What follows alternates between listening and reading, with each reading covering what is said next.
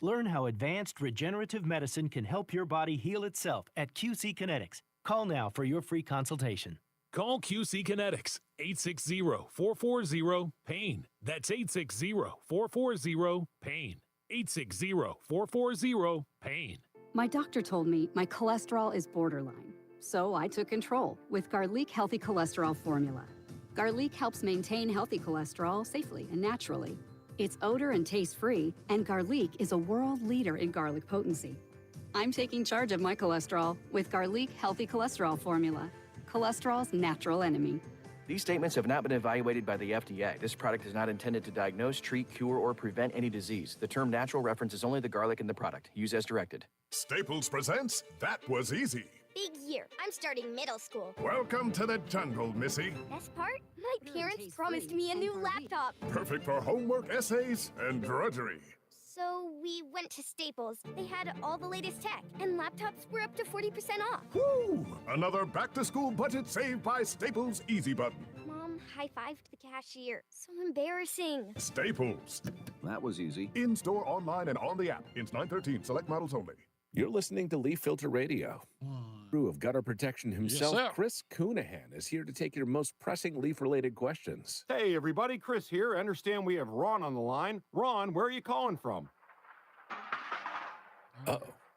Ron, are you calling from a ladder? Well, I was. I wanted to ask Chris what I need to do to get my gutters ready to have leaf filter installed. Oh, Ron, you don't have to do anything. A Leaf Filter Trusted Pro will come out and clean out your gutters, realign and seal your gutters, and install Leaf Filter, America's #1 gutter protection system. So I didn't need to get on this ladder? Ron, Leaf Filter Trusted Pros are in your neighborhood and ready to help. Just visit leaffilter.com/deal to schedule your free gutter inspection and get up to 30% off. Thank goodness. Right. That's leaffilter.com/deal for your free gutter inspection today. See representative for warranty details. Promotion is 20% off plus a 10% senior or military discount. One discount per household.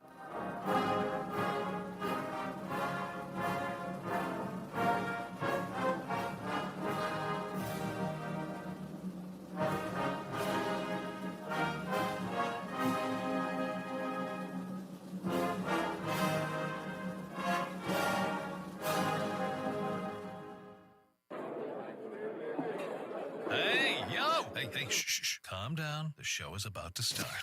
Reese on the Radio. Turn it up. Turn it up loud. Turn it up loud. It's like a dream come true. Turn on your radio. Reese is on the radio. Yo, let's get it.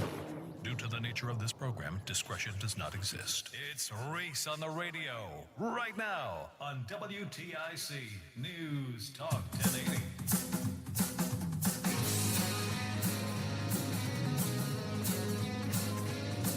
Yeah!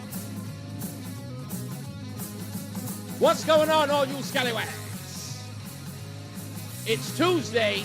Oh, just Tuesday. It's Reese on the Radio. Coming to you live on WTIC News Talk 1080. Welcome to the program. And I cannot believe that we have to have this conversation again. I've done it too many times. As I'm thinking about it today as the opening monologue, I'm going, do I have to do this again? Apparently so. Because in some ways it's going to sound like I'm scolding you, especially my callers. Because you're caught in this trap that is solely expressed by the news media critiquing the news media, as if to give the impression that they are looking out for you. This is an opportunity to beat up on each other. It is. What am I talking about? This constant refrain. The news media is not covering the story. The news media has gone completely silent on this, that, on the third. Latest case is over Irina Zorotsky. That's how I pronounce her name. Irina, that's her name. Irina Zorotska. That young lady who was murdered in Charlotte, North Carolina. And everyone is talking about or making the basis of their conversation what media outlets aren't covering it. As if that matters. It is a dying medium, folks. It is. It just is. It doesn't matter that NBC or CBS or ABC, it doesn't matter that the Hartford Courant or, Connecticut Mirrored or whomever, it doesn't matter that site or that news outlet covers it. It never mattered. At least not as of late. People no longer get their news from those places because they cannot trust them. And they will never trust them again. Now, we do have some outliers, but I got to be honest with you. The folks who really trust CNN, the folks who really trust MSNBC, let's think about this for a moment. Do their opinions really matter? In the grand scheme of things, do their opinions really matter? We know that they are unarmed. I want you to think about this. I want you to be pragmatic here. Think about the person who watches MSNBC and CNN. And then think about getting into a verbal battle with that individual. Who is armed to the teeth and who is sitting there like a sitting duck? Huh? The MSNBC viewer, the CNN viewer. You know that they are not armed with the facts. You know that they are going to resort into calling you names and screaming and stomping off in a huff like a toddler. Why would you be beefing that NBC and CNN are not covering the stories that you know about? You are informed, aren't you? But perhaps I'm missing something. Perhaps deep down inside, you want them to be informed, that you are desperate for them to be armed with the facts. Or you just want to pile on. You have to think about where you stand here. Now, I don't know how long you've listened to this show. For those of you who've listened for a long time, I applaud you. I love you for being here. But some of you, just might be driving by, checking out the program. So let me hip you to the jive, as I like to say. I never cover any story based upon who's not covering it. I know who isn't. I'm well aware of it. I don't rely on them to cover it. People always bring it to my attention. Hey, man, you notice that such and such is not talking about this? Such and such is not talking about that? I already know they're not going to cover it. I already know that it isn't relevant to them. I already know why they can't cover it in many cases. I've been on the phone with these people at the networks who have told me over and over again why they can't cover certain news stories or why the newsroom doesn't find it important. That sometimes it's based on one guy. It's not even a consensus of folks in the newsroom. One guy who will tell a bevy of reporters, yeah, I don't think that's important to the story. Yeah, I don't think that's important to people in this part of the town. No one cares what happens there. Just that one guy. What does it matter that CNN wouldn't cover this? What? Because it exposes their bias? As opposed to what? As opposed to what? Are we really driving our heads into a brick wall about the fact that they would not cover a mentally unstable black man stabbing a white woman, a Ukrainian refugee, in the neck on a busy light rail in a major city? You're stunned about that? How many other cases have you not seen people cover in the news media? They are hundreds, if not thousands, that they never cover. Every day we're talking about it. In fact, it's become so rampant, you've forgotten the names of the people that they ignored. You remember all of the people who were falsely martyred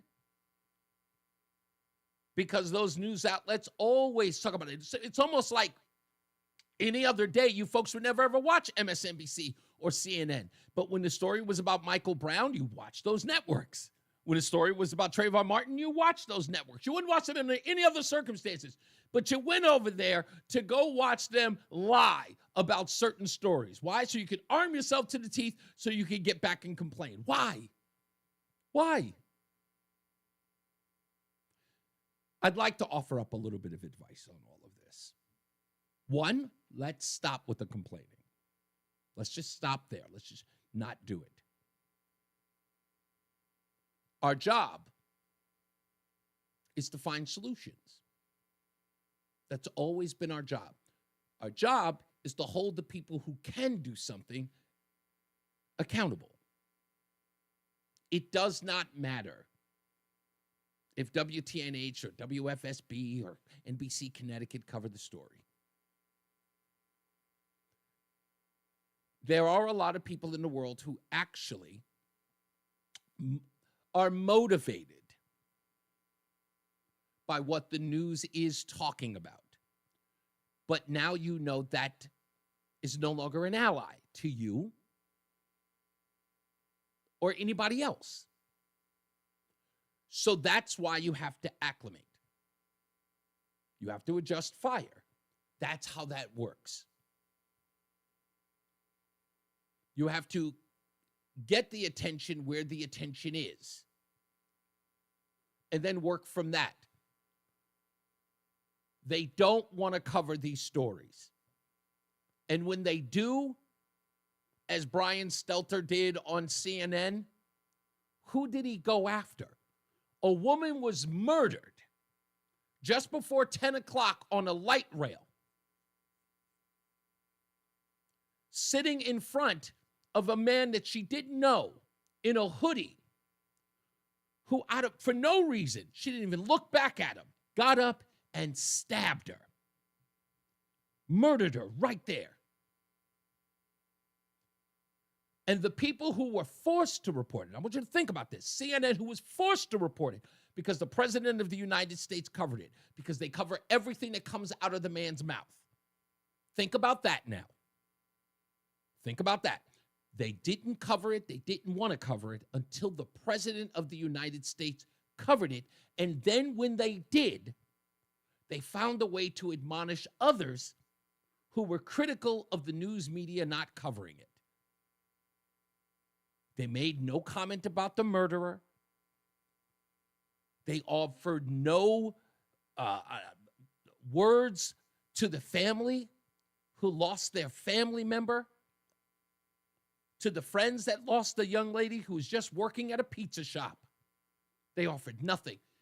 Only thing they offered was commentary about Elon Musk and Charlie Kirk, and about how commentators online were spewing racist commentary.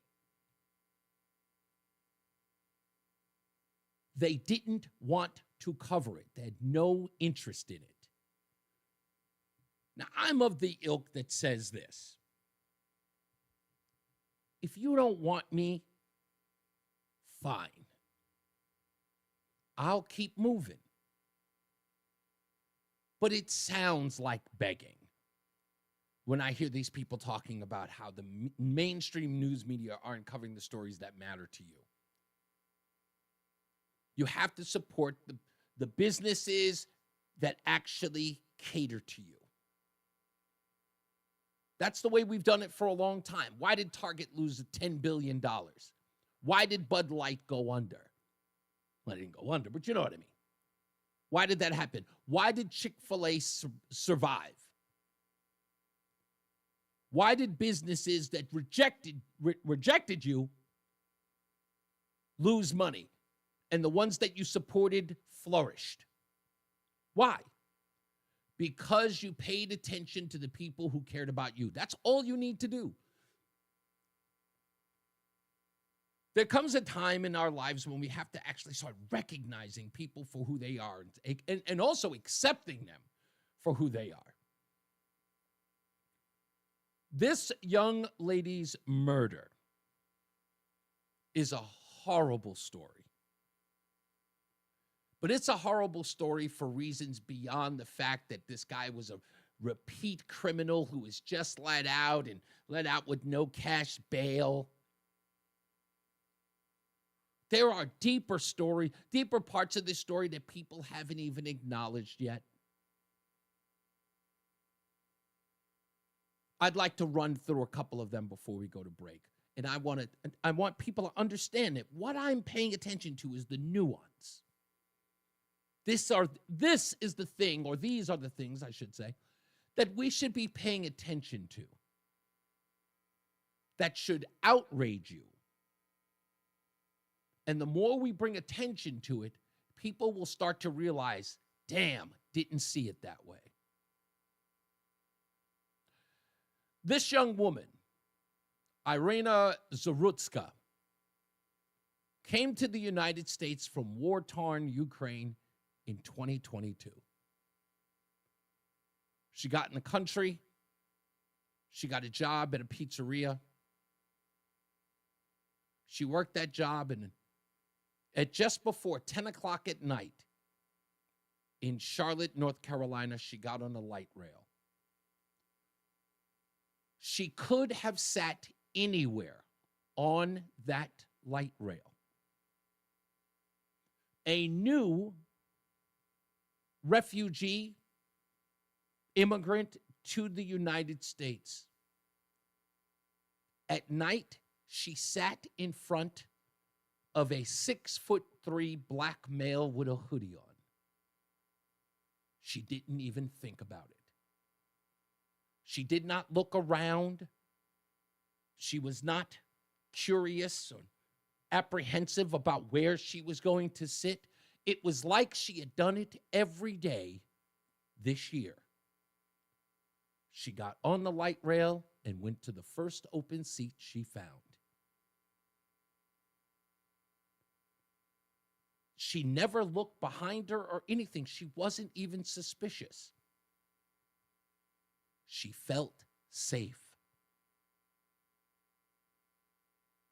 As much as we talk about racial tension in this country, I want you to think about this. A young white girl in 2025, with all of the animus, the racial animus in this country, with all of the so-called perception of us as a country, that newcomer to our country, 3 years in, sat on a light rail just anywhere and got on her phone and just went on about her evening and died. And the fact that anybody is having a conversation about race and not paying attention to that small detail is astonishing to me. Because that's what I saw when I saw her walk onto that light rail. I watched her body movement. I watched her sit in that chair. She never even turned around to look suspiciously at the man behind her. She did not feel uncomfortable.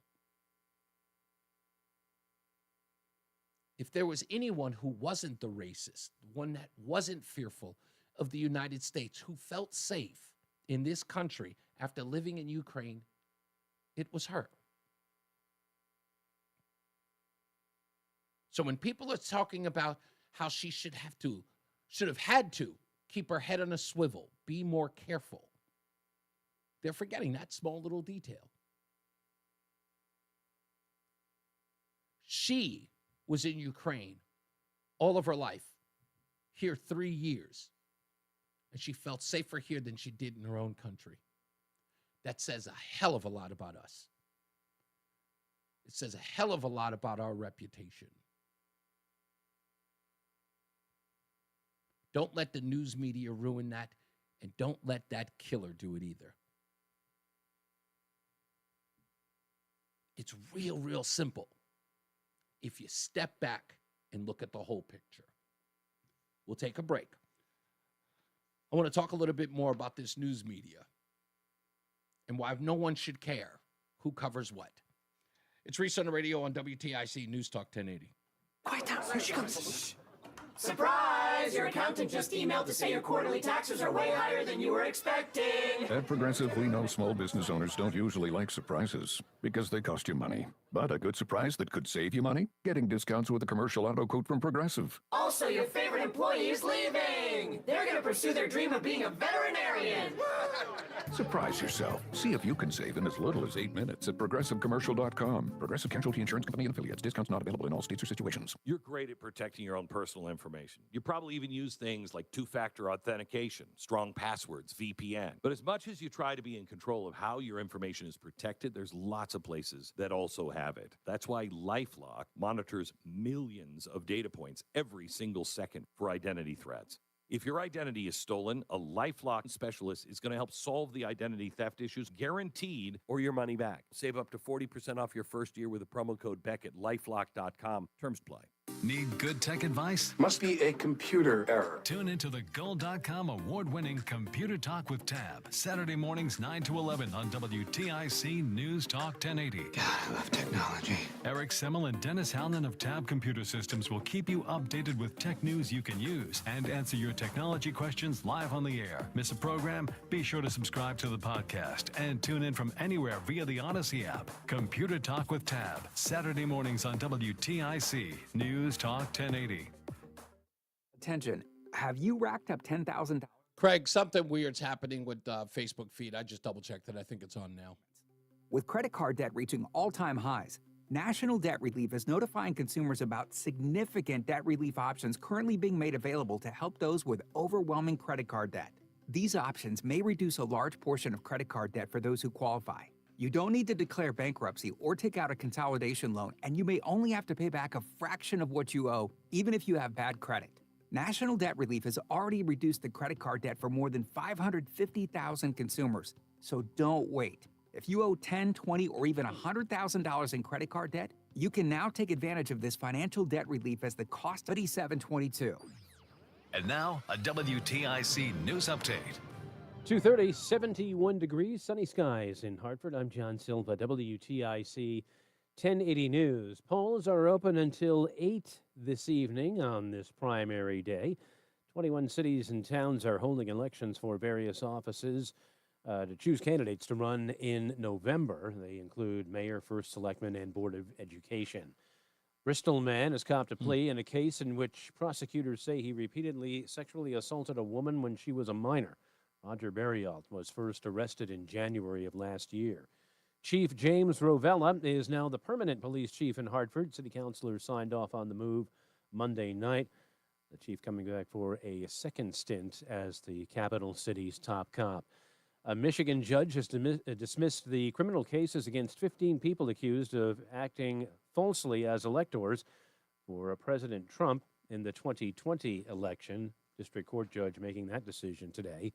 Israel launched a strike targeting Hamas leadership in Qatar as they considered a U.S. proposal for a ceasefire in the Gaza Strip, and a major downward revision to U.S. jobs numbers to the tune of 911,000 jobs lost from April of 2024 to March of this year. It's leading analysts to believe there would be a cut in the Fed's benchmark rates later this month. WTIC News time is 2:31. Here's Bob with the forecast. High pressure centered to our northeast keeps us dry and comfortable this afternoon. Mostly sunny, highs in the low and maybe mid-70s. Might see a little bit of cloudiness starting to come in from the southeast later in the day. And then does become mostly cloudy tonight. We pick up the chance for a shower, maybe a spot of drizzle here or there, lows in the 50s. It remains mostly cloudy and cool Wednesday with temperatures struggling to get out of the 60s, maybe 65 to 70. There will be a couple of showers around, and then it turns partly cloudy Wednesday night with lows averaging 50 to 55. Sunny and warm Thursday, the warmest day of the week with a high around 80. Comfortably low humidity, though. Mostly sunny Friday, highs in the 70s. And it looks like a mix of sun and clouds over the weekend with temperatures mostly in the low to mid 70s. I'm meteorologist Bob Cox in the WTIC Weather Center. Dow's up 245 points. NASDAQ's ahead 22. And the S&P is up 12. I'm John Silva, WTIC 1080 News. Protect your liver and give it the support it deserves by making Active Liver from New Nordic a part of your daily wellness routine. Find Active Liver in stores at your local CVS, Meijer Grocery, ShopRite, or online at Amazon or at newnordicusa.com. Hi, I'm Tom Connors. Went to Mark Patrick's hypnosis seminar February 6, 2019. Nothing worked before. Left there and never smoked again. Amazing. Easy, affordable, and guaranteed. A year later, with my wife Michelle, attended Mark Patrick's weight loss seminar. She lost 18 pounds, and I lost 43 in 8 weeks. It's true. He smoked 2 packs a day, and nothing worked until Mark Patrick Hypnosis. Now we're losing weight together, eating healthy, full on half the food, crazy, enjoying exercising. Who would have believed Mark Patrick Hypnosis really works? It's amazing. I can breathe again, my blood pressure went down, and I've got so much energy. So much energy. And look great. Join Mark Patrick Seminar's Early Bird Special, only $49.99.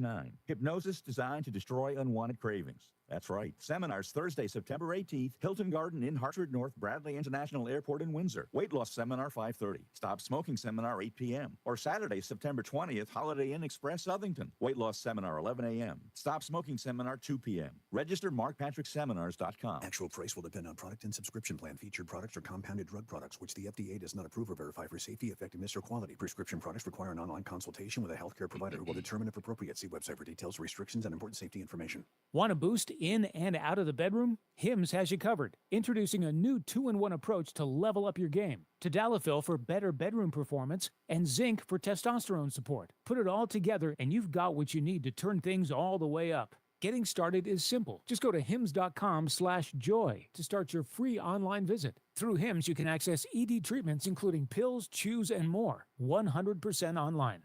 No office visits, no pharmacy lines. Just fill out a simple intake form and a licensed medical provider will determine if treatment's right for you. If prescribed, it ships free and discreetly to your door. Find affordable treatment options at up to 95% less than brand names at hims.com/joy. That's hims.com/joy, hims.com/joy. Erectile dysfunction affects nearly 50% of men over age 50. But even with so many men affected, finding a trusted provider to treat the condition isn't so simple. This is Dale for Northeast Men's Health, a Promenic restorative health practice, and I'm excited to announce the opening of our newest location of Northeast Men's Health in Warwick, Rhode Island. As a Promenic affiliate, Northeast Men's Health can offer men with ED the latest treatment protocols, which are shown in medical studies to be effective in well over 90% of men. And unlike groups that only offer wave therapy or online pharmacies that just sell pills, we offer a variety of treatments to help get you the results you want. You should also know that Northeast Men's Health is a true medical practice, which means our providers have access to a complete range of treatment options to get you back on track.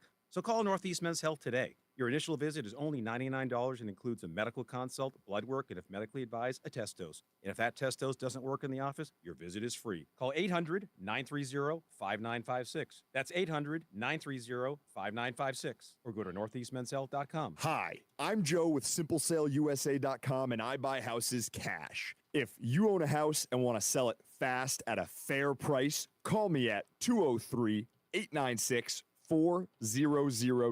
I can pay cash and close in as little as 7 days. I buy houses in any condition, any price range, and more importantly, anywhere in Connecticut. I'm a private real estate investor who buys several houses a month, and I want to buy more. I buy inherited houses, divorce houses, behind in payment houses. I even buy my tenant won't pay me the rent houses. Do you own a house that is trash and needs thousands of dollars in repairs? Great, because I love buying junk houses. I buy vacant houses, abandoned houses, condemned houses, and even foreclosure houses. If you own a house and want to sell it fast, call me at 203-896-4000. That's 203-896-4000.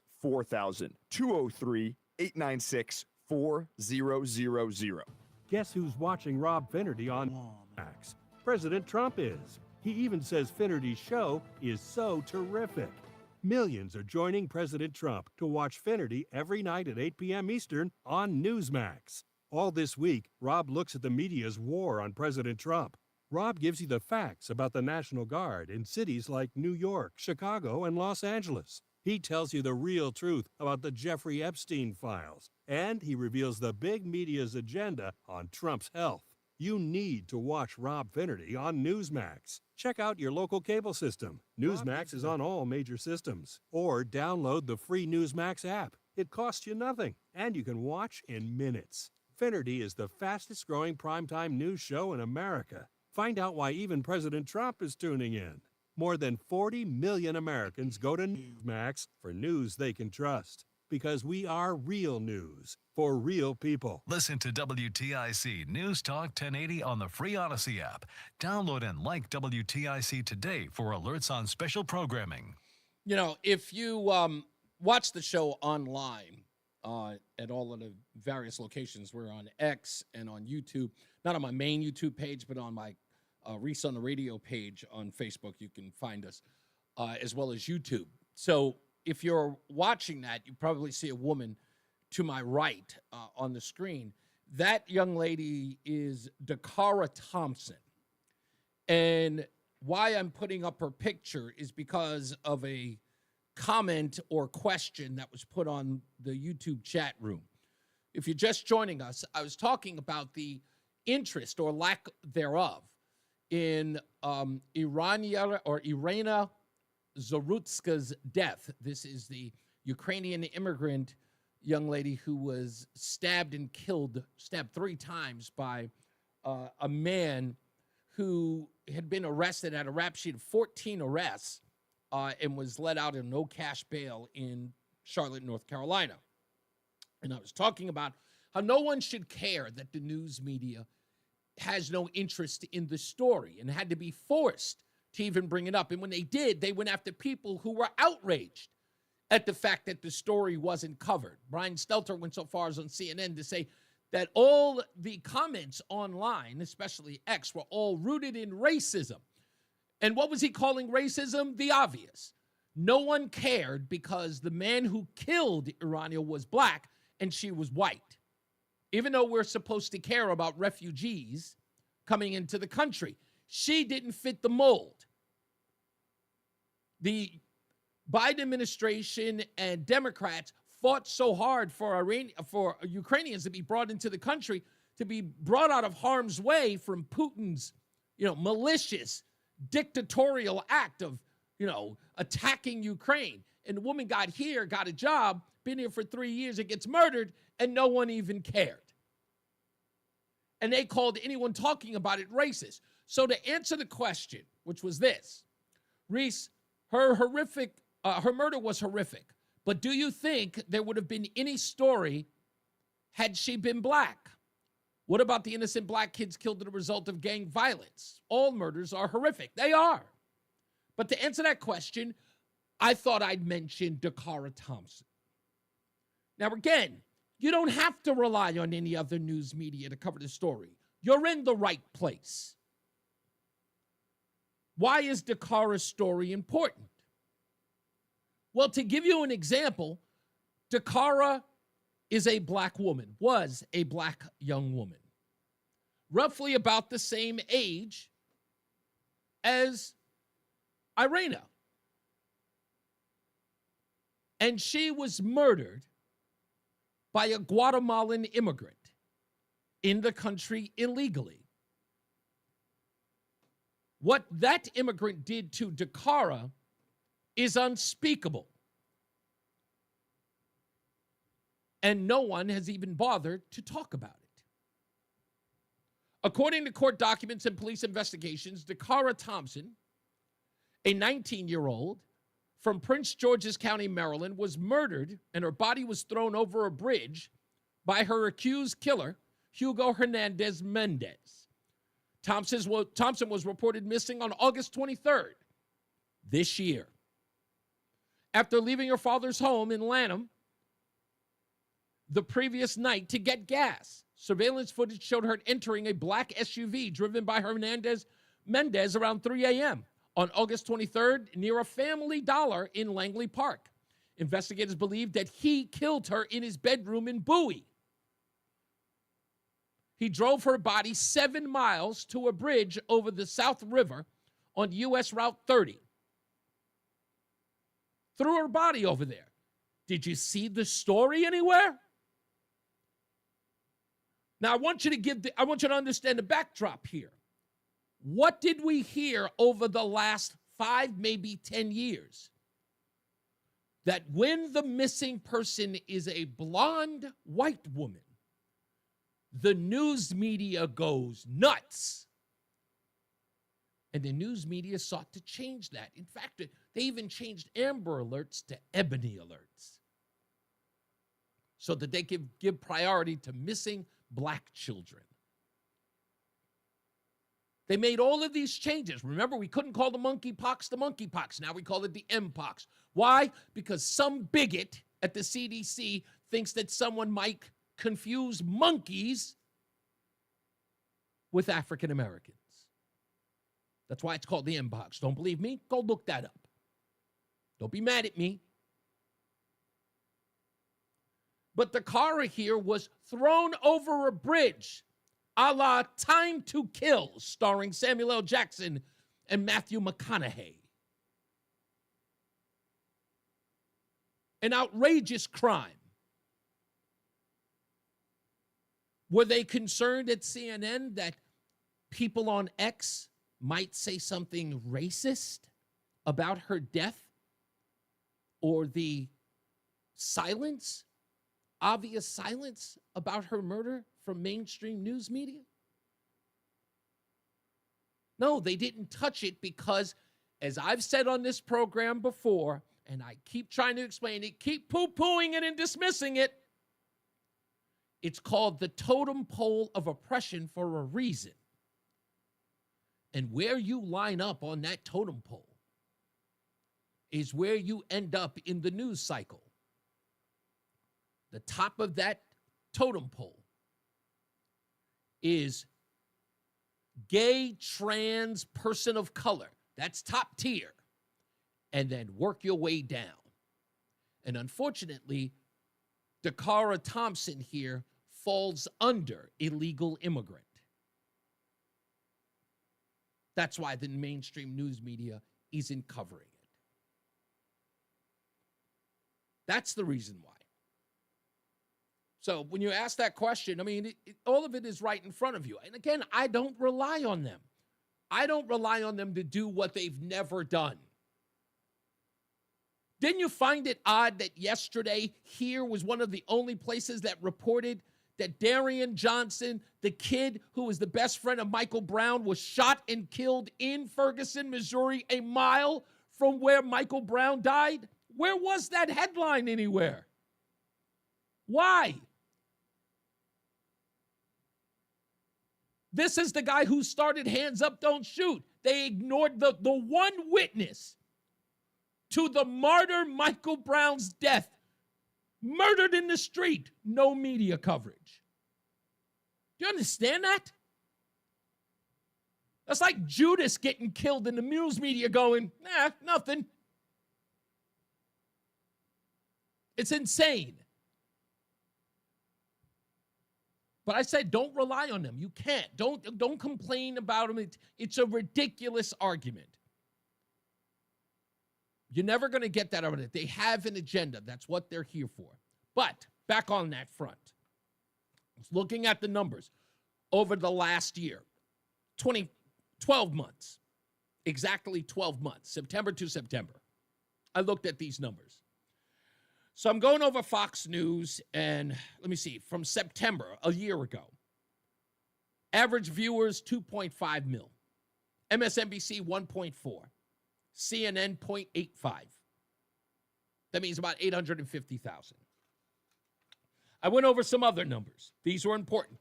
Around the election, Fox News had a 10% jump in its ratings in October. MSNBC had a 1% decline. CNN, 2% decline a month before the election. In November of 2024, during the election, compared to the month before, Fox News had a 16% jump. MSNBC, 22% decline from the month before. 1% to 22% in an election month. A general election month. 22% they lost of their audience. CNN, minus 13 from the month before. They went from minus 2% to minus 13. You think that's bad? MSNBC, 48% in December. The same for CNN. No one cared. No one listened to them. They are obsolete. The overall net change from September 2004 to August of 2025, Fox News lost just 8% of all of its viewers. MSNBC, minus 44. CNN, minus 48. Why would you care that they cover the story? No one's watching them. You want them to report on a story no one's going to see? No one is watching them. You know, it's like being concerned about the government-run supermarket in Kansas City and being compared about their prices, saying that it's too expensive there. No one shops there. It's the dumbest thing to be annoyed about. And I think that there's been this constant theme. Fox News is absolutely guilty of it, by the way, by constantly talking about it. I mean, they are the news media. I mean, they're the front runners. But they keep talking about the mainstream media like they're not a part of it. They are. They are the mainstream. In fact, they're the only. They're the only. I mean, they are the champions in the market. Some of their ratings do better than nightly news on the basic case, on the basic channels, ABC, NBC, and CNN. They run rival to those shows. So you're caring about nothing. It's a waste, all of it. So you know about the story, and trust me when I tell you, the way in which people get their news media today or get their news information today, they don't rely on television. They're getting it right there in the palm of their hands. They all know. I think there was a study not so long ago that says that right now X is the primary place where most people get their news every day. Sometimes they go to mainstream media just to see if they've caught up. Online news, that's where it is. This medium right now, talk radio, it still flourishes. Doesn't do great, but it still works. We'll come back. More news, more views. We'll read some of your comments in the chat rooms when we return. It's Reese on the Radio on NewsTalk 1080 WTIC. Yo, city drivers, you know the grind, the potholes, the constant stop and go, the mileage racking up quick. When your ride suddenly gives out, that's a problem you don't need. It's time to future-proof your ride. CarShield gets it. We're talking a low-cost, month-to-month vehicle protection plan that saves you from those nasty out-of-pocket expenses on future auto repairs. Engine light on, transmission acting up? Imagine paying almost nothing for covered repairs. Yeah, you heard that right, nothing. This special alert is for every American driver with your factory warranty running out or you've got no coverage at all. This protection plan is at an all-time low, and we're hooking you up. Activate today and also get free roadside assistance, free towing, and even car rental options, no extra cost. Don't get stuck with unexpected repair bills. Drive smart, drive protected. Call CarShield for your free quick quote right now and future-proof your ride today. 800-220-4067. That's 800-220-4067. What are you waiting for? Call 800-220-4067. 800-220-4067. Again, 800-220-4067. My doctor told me my cholesterol is borderline, so I took control with Garlic Healthy Cholesterol Formula. Garlic helps maintain healthy cholesterol safely and naturally. It's odor and taste-free, and Garlic is a world leader in garlic potency. I'm taking charge of my cholesterol with Garlic Healthy Cholesterol Formula, cholesterol's natural enemy. These statements have not been evaluated by the FDA. This product is not intended to diagnose, treat, cure, or prevent any disease. The term natural references only the garlic in the product. Use as directed. Staples presents That Was Easy. Big year. I'm starting middle school. Welcome to the jungle, Missy. Best part? My parents promised me a new laptop. Perfect for homework, essays, and drudgery. So we went to Staples. They had all the latest tech, and laptops were up to 40% off. Woo! Another back-to-school budget saved by Staples Easy Button. Mom high-fived the cashier. So embarrassing. Staples. That was easy. In-store, online, and on the app. Ins 9/13. Select models only. What is your next success story? At University campus, you can succeed again with more than 135 affordable online degrees and certificates to help you move your career forward. From cybersecurity and AI to healthcare and MBA, our programs help you build critical thinking, leadership, and communication skills that set you apart in today's job market. Designed for working adults focused on the future. Classes start September 17th. Learn more at umgc.edu. Certified to operate in Virginia by Chev. I'm Ed Evans, CEO of Consumer Cellular. We're dedicated to serving people 50 and up like me. Our needs are different. Big Wireless wants us in an unlimited plan, but if you're not using all that data, you're probably getting used. At Consumer Cellular, we're focused on affordable, reliable plans, including data that suits your needs, not ours. Our plans start at just $20, and you'll get the best customer service in the business. Call 1-888-FREEDOM, visit consumercellular.com/facts or a store near you. Plans include $5 credit for auto pay and e-billing. See site for additional facts. It's Reese on the Radio on NewsTalk 1080 WTIC. We're back. AT says that the conservatives on Fox felt that there was little coverage of this murder because it was a black man killing a white woman. And if the reverse had happened, it would have been a major story.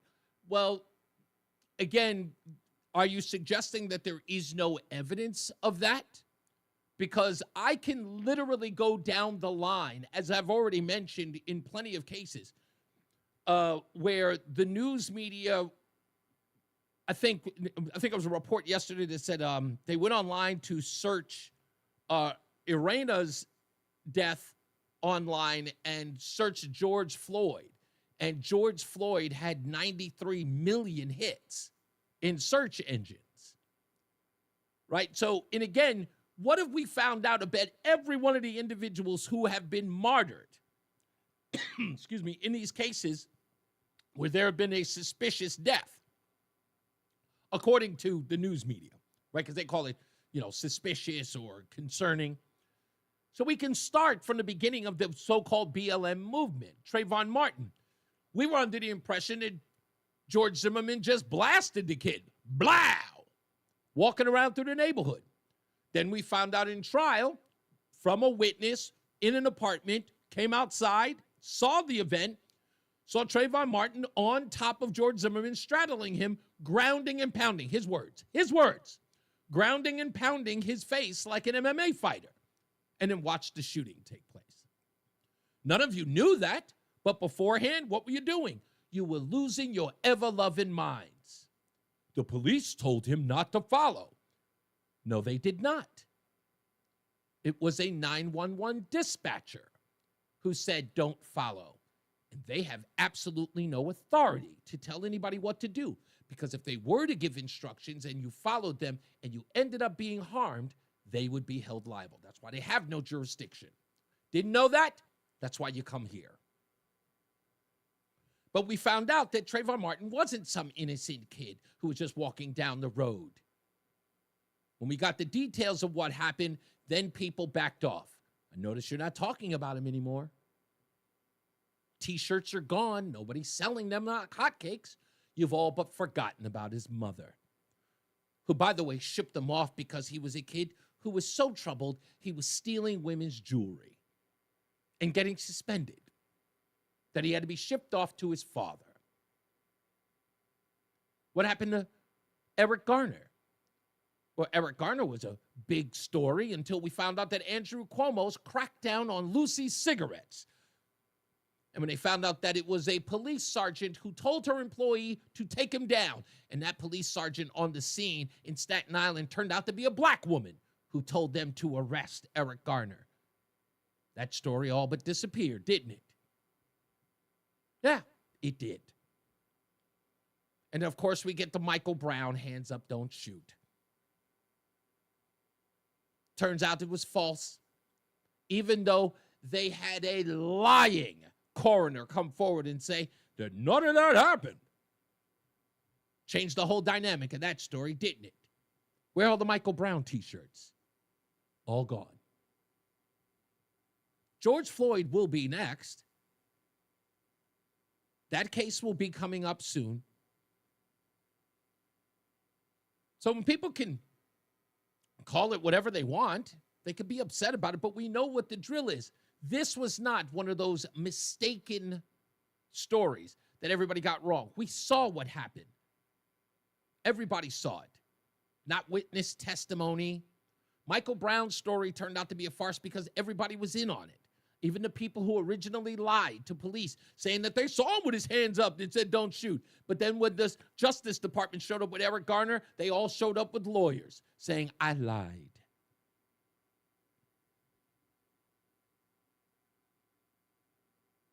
It's all insane, but, you know.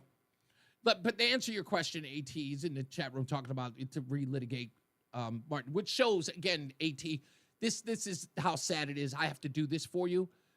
It's been, 2013?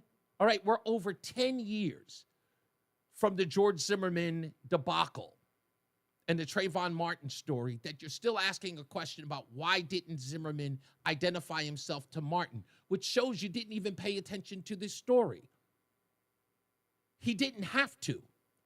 Let me tell you what happened. Since you're not listening and you didn't follow this case, and I have to do all the heavy lifting. Real simple.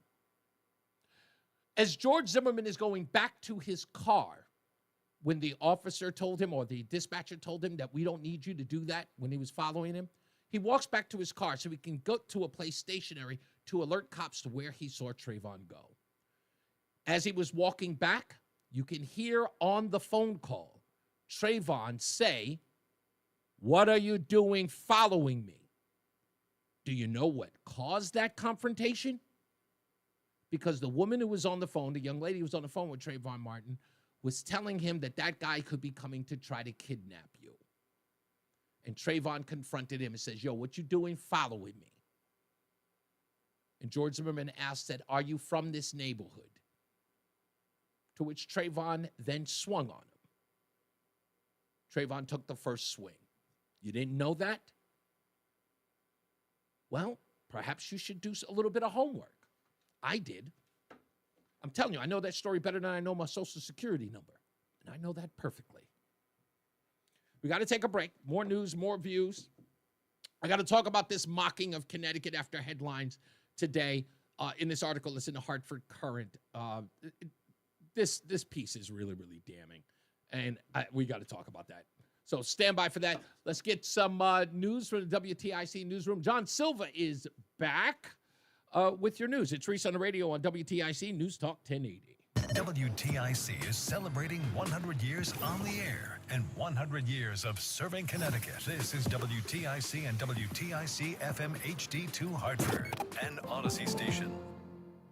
2 o'clock, Hartford temperatures 72 degrees. Good afternoon. I'm John Silva. WTIC 1080 News, a sunny Tuesday with some clouds increasing. We'll have the forecast details coming up. It is primary day in Connecticut. Voters choosing candidates for mayor, first selectman, board of ed, and various other municipal offices for the November elections. A couple of races of interest include one for mayor in Hamden, where 5 Democrats are vying for the nomination after the incumbent there decided to hang it up after 2 terms. There's a primary for mayor in New Haven on the Democratic and Republican side. All told, 21 cities and towns are holding primaries. There's also an election for town council that's generating some interest in Bloomfield, and that's where we find WTIC's Dave Mager. Here at the Wood Center, sparse turnout for an off-year primary election, but the competition for town council has been intense among Democrats. Slate A features candidates associated with former Mayor Danielle Wong, who resigned over the summer. Current Mayor Tony Harrington is in that group. Then there's a slate very critical of the current council over the budget and more. Slate B includes a couple of former mayors, Sidney Schulman and Suzette DeBeetham Brown. Critics and defenders of the current council have been active online, sniping back and forth. The members elected today will choose the next mayor. In Bloomfield, Dave Mager, WTIC 1080 News. 21 cities and towns holding elections today. The polls are open until 8 this evening. Trump administration urging public health agencies to prioritize investigations of vaccine injuries, prescription drug use, and the cause of autism. This call is part of a new Make America Healthy Again report released today, overseen by Robert F. Kennedy Jr. The report aims to end childhood diseases in the U.S. by refocusing public health on his so-called MAHA movement's priorities. The report suggests using personal medical records and health insurance data to investigate diseases and disorders, including autism. Israel launched a strike targeting Hamas leadership in Qatar as they considered a U.S. proposal for a ceasefire in the Gaza Strip. CBS News military consultant, retired Army Colonel Jeff McCausland. So negotiations now are over, and furthermore, we may see Qatar simply walk away. They've been that intermediary. They may now say, with this sort of diplomatic violation, best of luck to all of you in terms of determining the future. The U.S. had advanced knowledge of the Israeli strike against Hamas leaders. Officials in Chicago, Boston, and other cities are calling out against the administration's crackdown on immigration enforcement and what it says are high crime rates by deploying National Guard troops. White House Press Secretary Caroline Leavitt asked about crime rates in some cities in red states. The top 20 high crime cities in the United States, every single one, with the exception of one in Louisiana, is run by a Democrat. Chief James Rovella, now the permanent police chief in Hartford. City councilor signed off on the move Monday night. Rovella has been serving on an interim basis after the mayor's first choice stepped aside for personal reasons. It's Rovella's second go-round as Capital City's top cop. Appearing before the council's committee of the whole last month, Rovella said he wants to forge alliances with the residents they're sworn to protect. But they also revolve around, let's get into the community. And I've already told them that we're all going to go into the community. We're all going to start hitting meetings. They're all going to see us out there. Not only are we going to see the officers, but we're going to see the folks that live in these communities. The chief says he's also working on plans to build up the department's roster of police officers. WTIC News Time is 3:04 from the WTIC 24-hour traffic network. Most of the road work will be coming to an end within the next half hour or so. Still some leftover work in Rocky Hill on the southbound side of 91 between exits 24 and 21. Plainville 72 east between exits 4 and 2. That's right lane repair work. Westbound 84 out of East Hartford from between exits 54 and 50. You'll find right lane repair work there. Down on the Wilbur Cross Parkway in Hamden, southbound side between exits 50 and 46. Looks like there's left lane work there. That probably should be up a ways towards 59 and 60, really. And in Berlin, on Route 9, northbound between exits 34 and 38, we've got right lane repair work there. Here's the WTIC Weather Center forecast. Remaining comfortable through the rest of the afternoon as sunshine gives way to increasing clouds. The humidity remaining low, though, with a high of 75. And a pleasant evening, but the sky will turn out rather cloudy tonight, back down to 50. Remaining mostly cloudy tomorrow. A brief shower or two cannot be ruled out, but much of the time should be rain-free with a high near 70. The sky begins to clear out tomorrow night, back down to 53. And beautiful weather on Thursday. Lots of sunshine, nice and warmer, high 81. Sky remains clear through Thursday night, back down to 58. And plenty of sunshine on Friday as we round out the week on a nice note, high 75. Mainly clear through Friday night, back down to 53. And starting off the weekend on a pleasant note as well, with clouds and sunshine overhead on Saturday, high 75. Remaining dry into Sunday with sunshine and patchy clouds, along with those comfortable temperatures, high 76. This is meteorologist Carl Erickson, WTIC Weather Center. All right, the Dow is up 193 points, the NASDAQ's up 49, and the S&P's up 13. For these stories and more, go to WTIC.com. I'm John Silva, WTIC 1080 News. I'm elder law attorney Haley Allaire. Our greatest reward is happy clients telling us that they're very thankful for our help. Hi, I'm Carolyn from Coventry. Recently, my 82-year-old mother had a few falls and ended up in rehab. What we thought would be temporary care became permanent following an unexpected and fast decline. When we applied for Medicaid, it was overwhelming. I didn't know where to start. I contacted attorneys, but none seemed to really know this complex process. I will be eternally grateful to a family friend who recommended Attorney Allaire and the Allaire Elder Law team. From our first meeting, they patiently answered our questions, made sure to understand Mom's situation, then guided us, providing clarity, kindness, and compassion. When we were finally granted Medicaid to cover my mom's care, I felt a huge weight off my shoulders. We had been paying for her care, and were really starting to feel the pressure. I don't know how much longer we could have done that if the Allaire Elder Law team hadn't worked their magic. We would not have gotten to this point without them. Compassionate counsel and proven results. AllaireElderLaw.com. Comcast Business High Five Hotline. What's the state of your excitement? I signed my business up for the 5-year price lock guarantee, and I can't stop high-fiving people. High five! Okay, deep breath.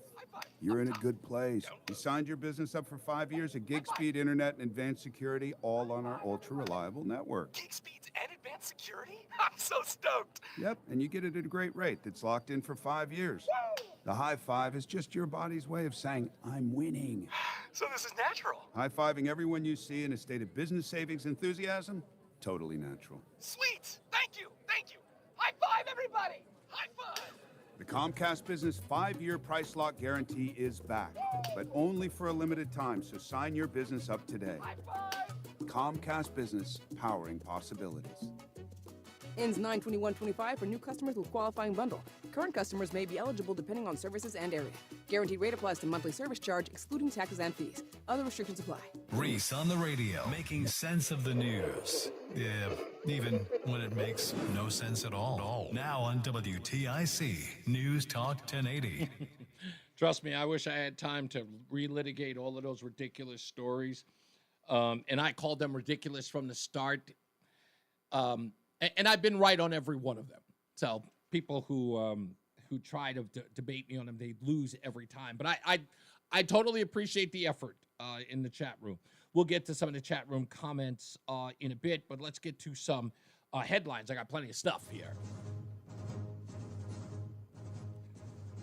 So new information out of the Solomon Schechter School in West Hartford has emerged. It appears that a lawsuit has been filed against the school. And this lawsuit is on behalf of all of the students that were involved in any which way in the tickling incident. You might remember that we covered that story with two parents who have who came forward in that case of one of the school teachers who was arrested some 4 times for tickling incidents at the school and others. Another school. There was 3 at the Solomon Schechter School and 1 at another. And now the case is being, I guess there's going to be a civil litigation at Solomon Schechter. There's a rumor that's going on, but I'm waiting until we do the interview that there's something going on over at the Solomon Schechter School that has had sort of a chilling effect over there at the school, a degree of fallout.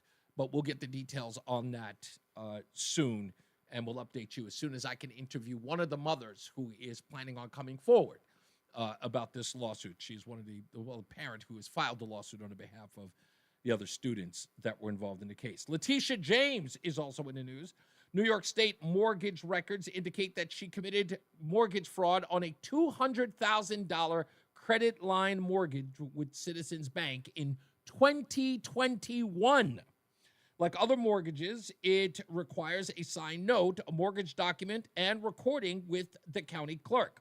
The mortgage document shows that James misrepresented her 5-unit apartment building as a single-family dwelling.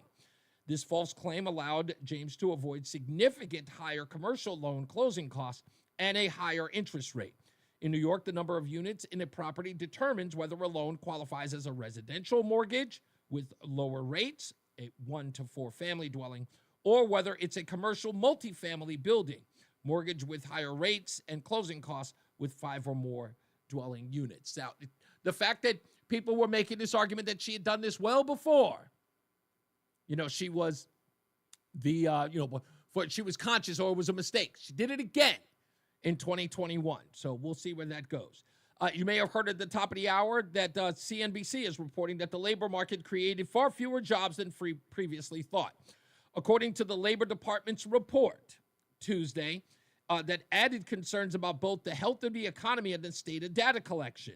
Remember the whole Bureau of Labor Statistics, where everybody was outraged that Donald Trump would fire the person in charge? Well, it turns out that annual revisions to non-farm payroll data from the year prior, March 2025 to the year prior, show a drop in $911,000 from initial estimates, according to a preliminary report from the Bureau of Labor Statistics. The total revision is now in somewhere around the 600,000. So all of the jobs that Joe Biden was running around screaming that he had created, and many people on the left, Jessica Tarloff, anyone, saying that, look, he's growing jobs. He was not. And it was all a scam. So now they have to go back and look at all the numbers, and everybody's got to pull back and say, oh, we were wrong. Perhaps she should have been fired. You'll hear nothing, by the way. Don't expect to hear anything. You won't hear a word. Now let's get to the stupidest thing I read today.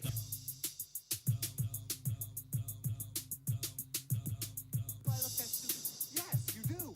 Stupid as can be. This could very well be the stupidest person on the face of the earth. There's a reason why I'm calling this the stupidest thing I read today, because I think the story is stupid and it's misguided. The Phillies' Karen, this is the woman who took the birthday home run ball away from a family member's that was caught on the Jumbotron that everyone was talking about for the last couple of days. Well, she has now been offered $5,000 for the home run ball with one condition. The trading card retailer called Blowout Cards has offered her $5,000 for the ball, but she's got to sign the ball, "I apologize," and give it back to the fan she took it from. Now, a lot of people are making a big deal about this story, and why I think it's dumb is easy. This isn't about what it should be about. Because people are saying what this woman did in front of like all of these people to see, that she should be shamed, that she should lose her job. But what are they really wanting her to lose her job for? Because she was rude? Was because she took the ball from a little boy on his birthday? The thing that no one is talking about, which I find odd, is that the woman she took the ball. The man gave up the ball, took it from his son, and gave it to the woman because she felt she deserved it, having done none of the work. It is a classic case of where we are as a society. People feeling as if they deserve something unearned and then making a big fit about it. And people feeling guilty enough that they would take the prize from their own child to give it to someone because they screamed loud enough. Isn't that the state of our union? So all of these people who think that what she did was wrong, you should think that when it comes to guys like Zohran Mamdani, shouldn't you? A guy who believes that you should tax wealthier white neighborhoods? Why? It clearly isn't because they didn't earn it. You can't determine what people have earned or how wealthy they are and why. You can't. But Zohran Mamdani has just said, simply by the fact that you are wealthy, you must give more. That's what happened here. He walked over casually, waited for the ball to drop, saw it rattling around, reached down and grabbed it. It was nowhere near the woman. Sure, it may have flown near her, but she didn't catch it. But then she walked over and demanded. She yelled at him, "Give me the ball." She didn't even care that it was in the hands of a young, 10-year-old boy? She had to have it. I can find so many people who are just like that who support Zohran Mamdani, who think that we should have people like AOC and Bernie Sanders run our country, who believe that they should take from others. What did the man do? Did he steal the ball? Right? Did he punch somebody out? Did he shove someone? No. He walked over, well, jogged over. When he saw the ball coming, waited for it to come his way, took his opportunity, and gave the ball to his son. He didn't shame anybody behind him. He did the work, did all the legwork. And that woman thought that he didn't deserve it. Why? Because it came near her. That's my ball. Give it back. I'm just wondering why no one seems to be offended. No one seems to even bat an eye at actual theft. That's never even, like, it didn't even dawn on you that that's what that whole situation represents. If you are outraged with her, you've got to be outraged with every other bozo running around screaming reparations for work they didn't do. And we're not just talking about slavery reparations. We're talking about any Occupy Wall Street folks. People who didn't do the legwork, who feel that they've been disenfranchised, having never done the work. That because people who did, and I guess, centralized some form of wealth that they deem, I don't know, illegitimate, that now they get to walk on over and demand your baseball. I can't believe no one, as soon as I saw it, that was the first thing I thought of. I didn't hear anybody else. Listen to Zohran Mamdani. This is him talking about how he plans to keep rich people in New York after taxing them. He was talking with Al Sharpton, Al Shifty, over at Politics Nation. I still laugh that that's an actual name of a show. This is him talking about how he plans on keeping them. Right now, the top 1% earners in the city pay 40% of the city's income taxes, according to the Empire Center for Public Policy. How do you bring these wealthy residents to the table as mayor? Stop them from saying they're leaving, going to Florida, because we need that tax revenue to pay for some of the things you're talking about. Yeah. How you going to keep them here? We need their tax dollars. The more money they make, the more money we get to have, Zoran. How you going to keep them here? Because they're wealthy enough to just pack up. If you haven't heard the answer, prepare to be stunned. Because in a roundabout way, Zoran is telling rich folks, if you do, the pitchforks won't come to your door. What I have put forward is a vision to make the most expensive city in the United States of America affordable. At a time when we have the wealthiest city, it is also one where 1 in 4 are living in poverty. And to your point, we have a number of New Yorkers who are doing quite well. The top 1% of New York City earns $1 million or more a year.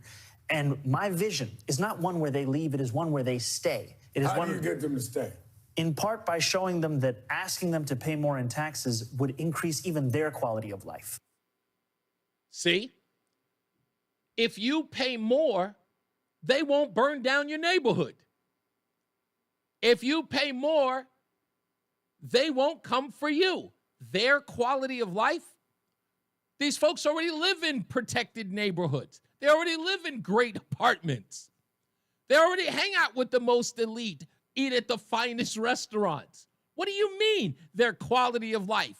Have you been to New York? Has anybody been to New York? The Upper East Side, the Upper West Side, the Upper West Side. Huh? Morningside Heights? Have you been there? Are you kidding me? They already live in the most plush neighborhoods. Well protected, I might add. Some of them have private security. Yes, they have private security. They don't have to stay. But here's Mamdani telling them their quality of life will improve. How? They can pay for a quality of life. Because when you ask New Yorkers, what is it that is making them feel uneasy in this city? You often hear from them about the cleanliness of our city, the safety of our city, the affordability of our city. We are not asking to raise these taxes for the sake of it. We're asking so that we can actually make the slowest buses in the country fast and free, so that we can actually create a Department of Community Safety that would deploy dedicated teams of mental health outreach workers to the top 100 stations of the highest levels of mental health crises and homelessness. That relationship proving that tax dollar leads to that investment, because we know that it's not just a fiscal policy that takes somebody from New York City to somewhere else. Because a lot of New Yorkers, if they leave, they go to California, another high tax state. They're not going to California. They're definitely not going to California. New Jersey, another high tax state. No, they're not going to New Jersey. Some of them will, but they ain't going to New Jersey. I'll tell you where they are going. Many people say they might go to Florida, but I have seen and heard from many New Yorkers concern about this new elimination of vaccine mandates in Florida that makes them question whether they would ever want to live there. And you don't think that the wealthiest people in Florida who would go to Florida would be concerned about vaccine mandates? What do you think, they're going to roll them around with the dirty people who won't get a vaccine? Dirty. Ne'er-do-wells. Do you think that's what they're concerned about? This kid doesn't have a clue. If you think that's bad, he wants to tax the 40% of New Yorkers who make $1 million or more. He says that it will make them have a better quality of life. But imagine that while answering this question about the gang database in New York City. If City Council legislation to abolish the NYPD gang database were to pass, would you support and sign that? I have supported that proposal. It's one I've supported because of the vast dragnet has meant the inclusion of New Yorkers on the basis of whether they go out late, photos they put on social media, so much of the facts of life of being a young New Yorker. And yet it then becomes a mark of suspicion. And it is. So now he's suggesting that young people who hang out late and post photos of themselves on social media is the object of ridicule by the police department. Really, just kids standing around saying, hey, that's now a part of it. It's not the gang signs that they're putting up in the photographs or the illegal weapons that they're holding up. Come on, man. This guy's serious? This guy is a serious contender. 20 points above Andrew Cuomo. Is Andrew Cuomo that toxic that this bozo is going to win? Is a concern of mine that we do not live up to, of all people, Eric Adams's words in 2021, who said that New Yorkers need not choose between safety and justice. Mm-hmm. There's no question that we have to take gangs extremely seriously. And yet I find that a database that includes New Yorkers on such bases is one that doesn't actually do exactly that. Okay. New York is going to be a hellhole. If this happens, I'm going to be covering that almost every day about how crazy it's going to be. The place that just set it on fire. Just, whew, that's it. Why bother? I mean, I could see it now. We'll be starting the show like this. That's exactly what's going to happen.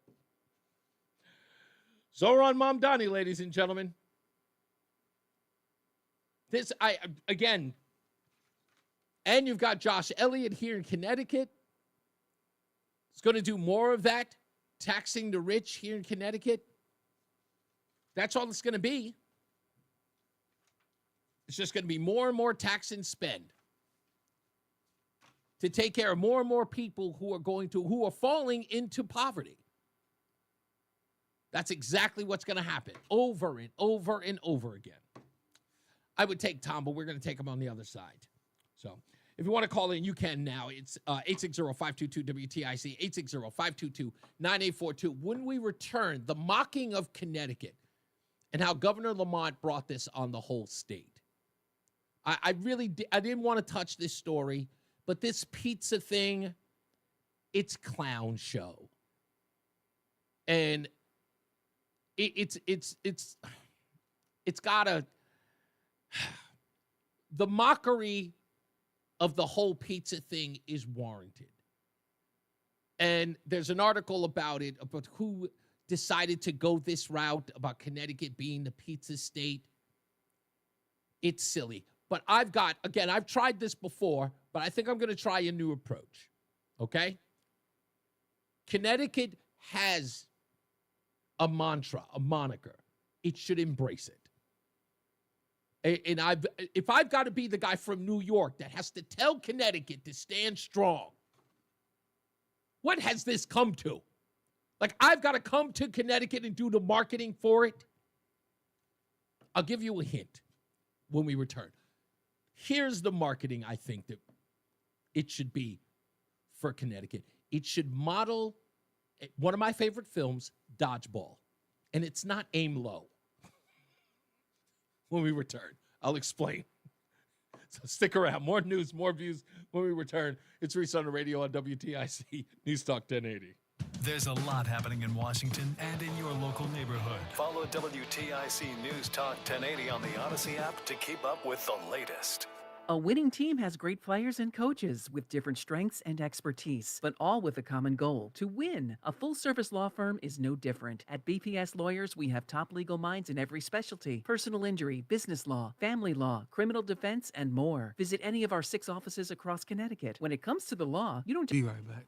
You need a full-service law firm. BPS Lawyers, your lawyers for life. Visit bpslawyers.com. Proud full-service law partner of UConn Athletics. Nick Payne-Dearest is responsible for this ad. If you have any sort of joint pain, you got to listen up. Whether it's from years of hard work or an old injury that never healed right, whatever it is, you can have it stop right now. I'm Brian Shackman here talking about QC Kinetics. You can flip the script. It's regenerative medicine, advanced cellular treatments that help your body heal and restore the damage in your joints. They don't cover it up. They don't cut it out. They're actually helping heal and restore. The results are long-lasting relief, and it's amazing. It's so busy here in Connecticut, they opened up a 3rd office. So instead of planning your day around pain, plan it around life, whether it's walking, hiking, playing with your kids, whatever. QC Kinetics can do without surgery, without drugs. Okay, give them a call. That first consultation is totally free. So bring your MRI, your x-rays, and find out if it's something for you. 860-440-PAIN. Again, it's 860-440-PAIN. They're located in Avon, New Haven, and Glastonbury. So give them a call. Chances are it's close to you. That free consultation, 860-440-PAIN. Actual price will depend on product and subscription plan. Featured products are compounded drug products, which the FDA does not approve or verify for safety, effectiveness, or quality. Prescription products require an online consultation with a healthcare provider who will determine if appropriate. See website for details, restrictions, and important safety information. Want to boost in and out of the bedroom? Hims has you covered. Introducing a new 2-in-1 approach to level up your game. Tadalafil for better bedroom performance and zinc for testosterone support. Put it all together and you've got what you need to turn things all the way up. Getting started is simple. Just go to hims.com/joy to start your free online visit. Through Hims, you can access ED treatments including pills, chews, and more. 100% online.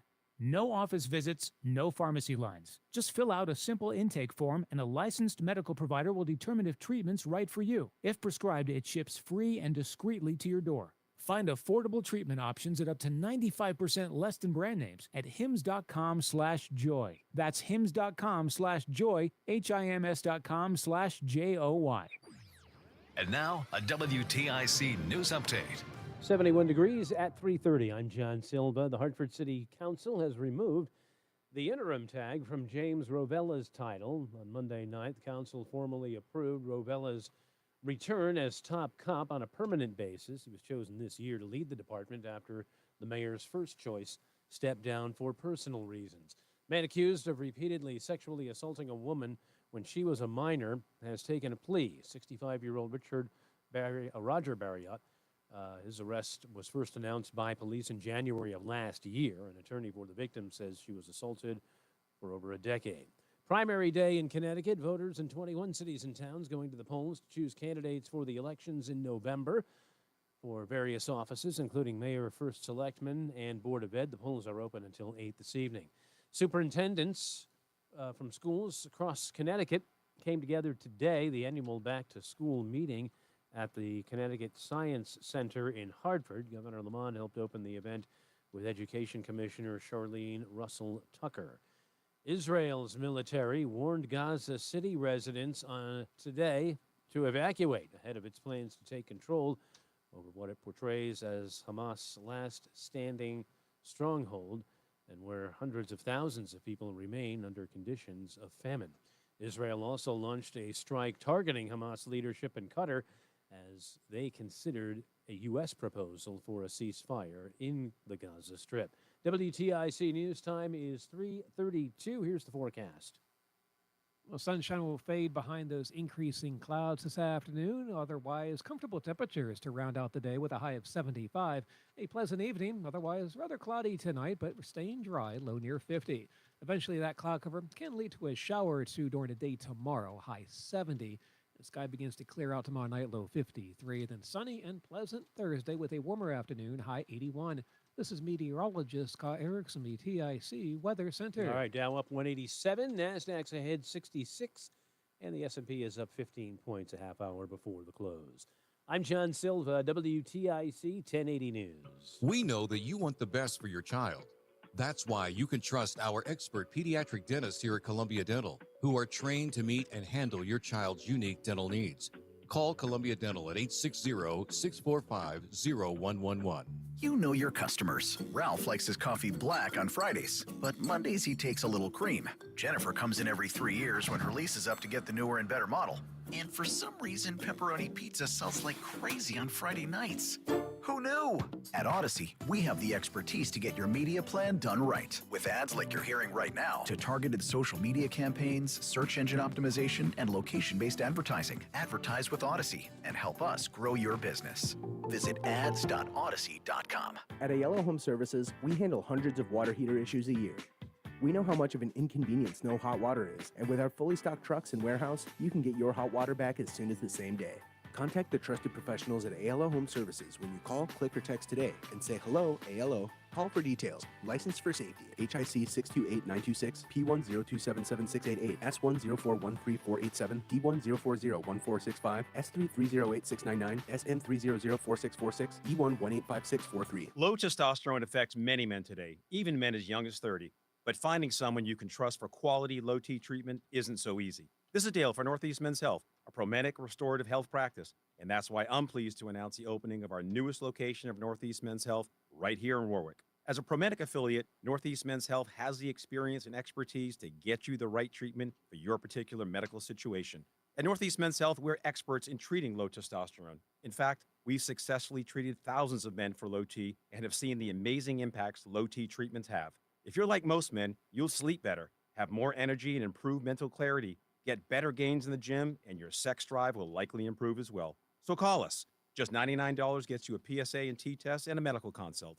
And if you start on testosterone the day of your appointment, your visit is free. Call 800-930-5956. That's 800-930-5956. Or go to northeastmenshealth.com. We have 6 offices across the Northeast to serve you. Hi, I'm Tom Connors. Went to Mark Patrick's hypnosis seminar February 6, 2019. Nothing worked before. Left there and never smoked again. Amazing. Easy, affordable, and guaranteed. A year later, with my wife, Michelle, attended Mark Patrick's weight loss seminar. She lost 18 pounds, and I lost 43 in 8 weeks. It's true. He smoked 2 packs a day, and nothing worked until Mark Patrick Hypnosis. Now we're losing weight together, eating healthy, full on half the food, crazy. Enjoying exercising. Who would have believed Mark Patrick Hypnosis really works? It's amazing. I can breathe again. My blood pressure went down, and I've got so much energy. So much energy. And look great. Join Mark Patrick Seminar's Early Bird Special, only $49.99. Hypnosis designed to destroy unwanted cravings. That's right. Seminars Thursday, September 18th, Hilton Garden in Hartford North, Bradley International Airport in Windsor. Weight Loss Seminar 5:30. Stop Smoking Seminar 8 p.m. Or Saturday, September 20th, Holiday Inn Express, Southington. Weight Loss Seminar 11 a.m. Stop Smoking Seminar 2 p.m. Register markpatrickseminars.com. Packaging doesn't mask symptoms. It neutralizes allergens. Whisker Block, our patent-pending technology, binds the allergens so your immune system doesn't overreact. Many users feel relief in days, with meaningful improvement about a week in when used consistently. Recommended by doctors and experts, and designed to be safe for pets and humans of all ages. Order Packaging.com. Again, Packaging.com. Packaging.com. Pacagen.com. Protection from allergens, not guesswork. I'm Ed Evans, CEO of Consumer Cellular. We're dedicated to serving people 50 and up like me. Our needs are different. Big Wireless wants us in an unlimited plan, but if you're not using all that data, you're probably getting used. At Consumer Cellular, we're focused on affordable, reliable plans, including data that suits your needs, not ours. Our plans start at just $20, and you'll get the customer service in the business. Call 1-888-FREEDOM, visit consumercellular.com/facts or a store near you. Plans include $5 credit for auto pay and e-billing. See site for additional facts.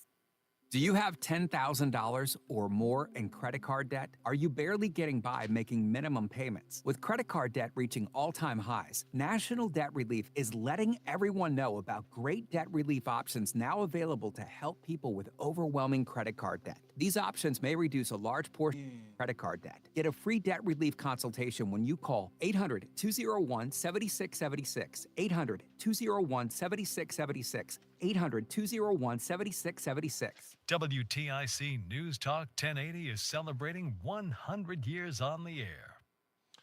Yeah, we're back celebrating 100 years. It's Reese on the Radio. In a minute, we'll get into this article by Christopher Keating of the Hartford Courant. And the headline is, if you haven't read it, what day is this from? September 7th. So it says, Connecticut is trying to shift the state's image. It failed many times before. But I want to not so much read the article, but sort of talk about what the article is about as it relates to this pizza thing. And that's the part that really, really annoys me. And when I say it annoys me because this is something that could be remedied by recognizing who Connecticut is and stop grasping at straws. Okay? And I'm an outsider here in the sense of, look, I have not lived here all my life. I lived here once before for about a year in 2004. I get it. I know I'm an outsider, but I love Connecticut. You all know that. Some of you think that's half-witted and crazy, but I stand by that. So I'll explain that in a minute. Let's get to the phones. Tom is in Thomaston. How are you, sir? Oh, hey, I didn't want to talk about this pizza stuff, Reese. No, you don't have to. You are, it got me. You are so wrong. What do you mean? We might not be the pizza state, but New Haven pizza is the pizza capital of the world. Okay. The best pizza ever. Okay. I'd keep away with that pizza stuff. But No. You know what? Well, Every time you guys tell me not to touch on the subject, I always end up being right. I'm going to try it anyway. All right. Why can't now pizza state? I don't know, but why is it wrong to promote what we think is the best pizza in the country? Okay, because I think what I'm saying is, and I don't pay any real mind to the fact that, you know, New Haven or Connecticut wants to use New Haven as sort of the thing that we're going to stand on and say, okay, as Connecticut, we are the pizza state because of New Haven. That's great. It's fantastic. But I don't think that Connecticut should be recognized for its pizza. It has more to offer. So since you asked, I'm going to tell you what my view of Connecticut should be as a moniker. Did you see the movie Dodgeball? Please tell me you did. Oh, yeah, but it is so...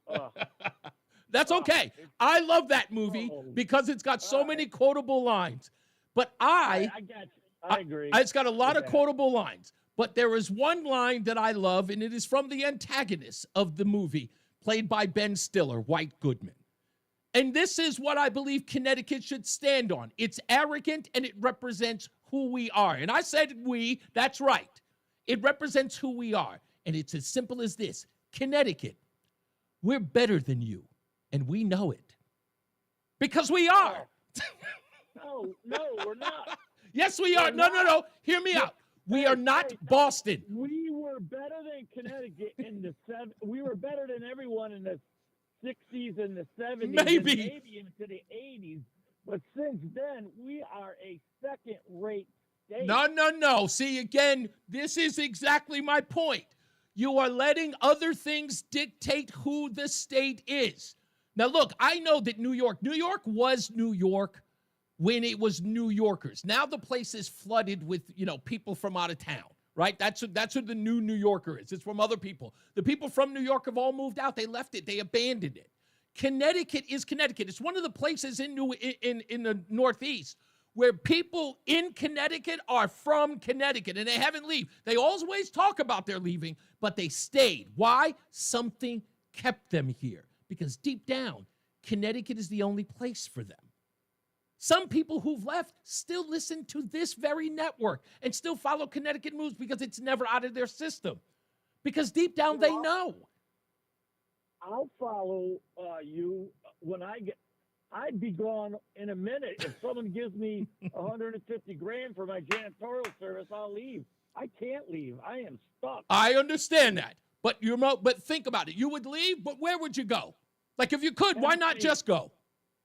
I'd love to go to San Diego, but it's gone.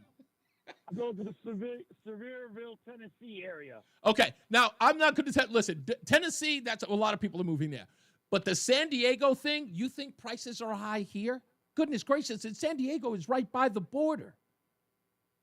I mean, it's not what it used to be. San Diego is.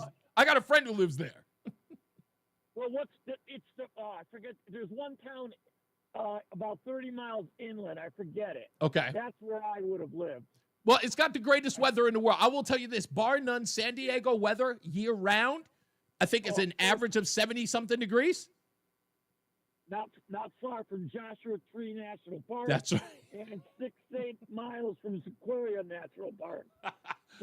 Lovely area. I believe, look, and this is what I'm going to say about Connecticut, and I still believe it.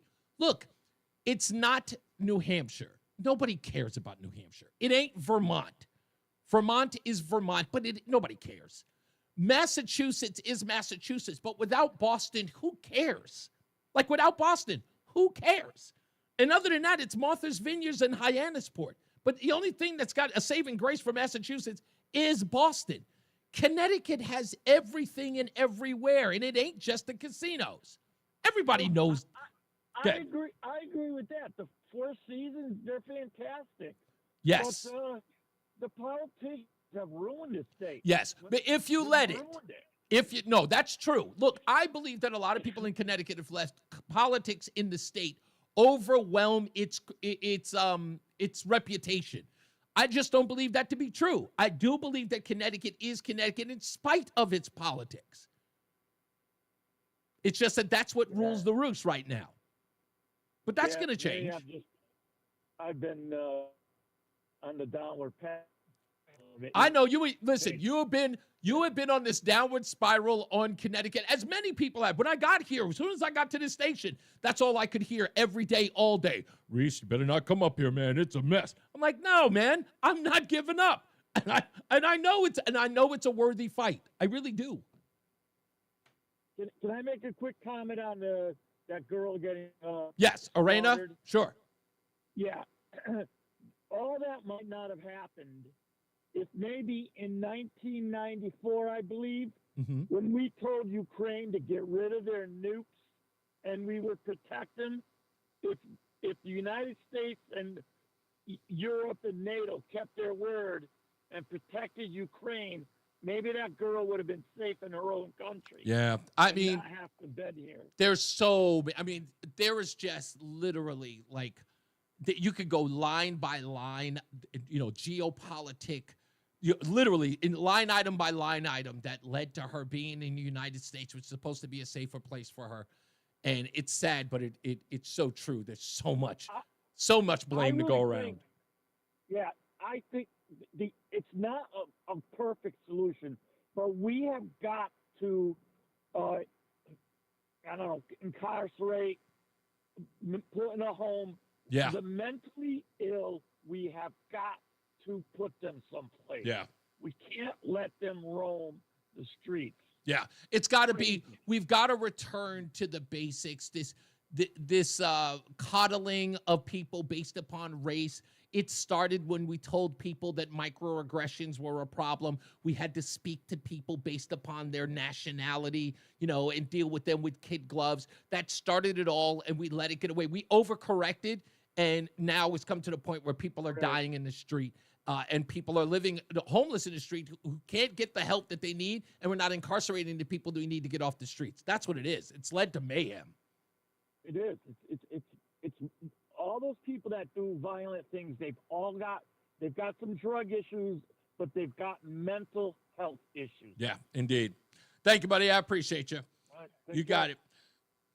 What's up, Marky Mark? How are you, sir?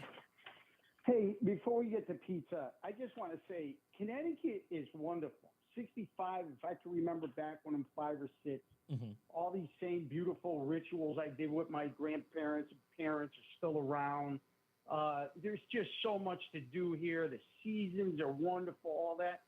It really boils down to when people say don't come here or people are leaving or don't bother, it really comes down to affordability and the liberalism that didn't exist 20, 30 years ago. So it's not so much we hate him.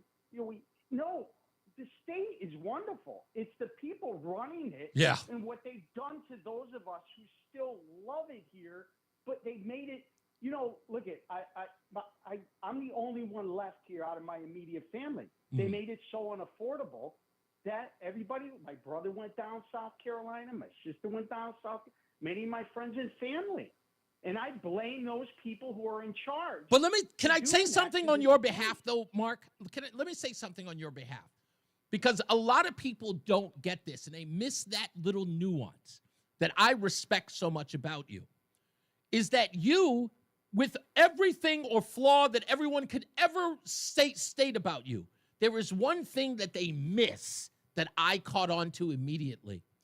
This guy could have taken every opportunity to crap on Connecticut.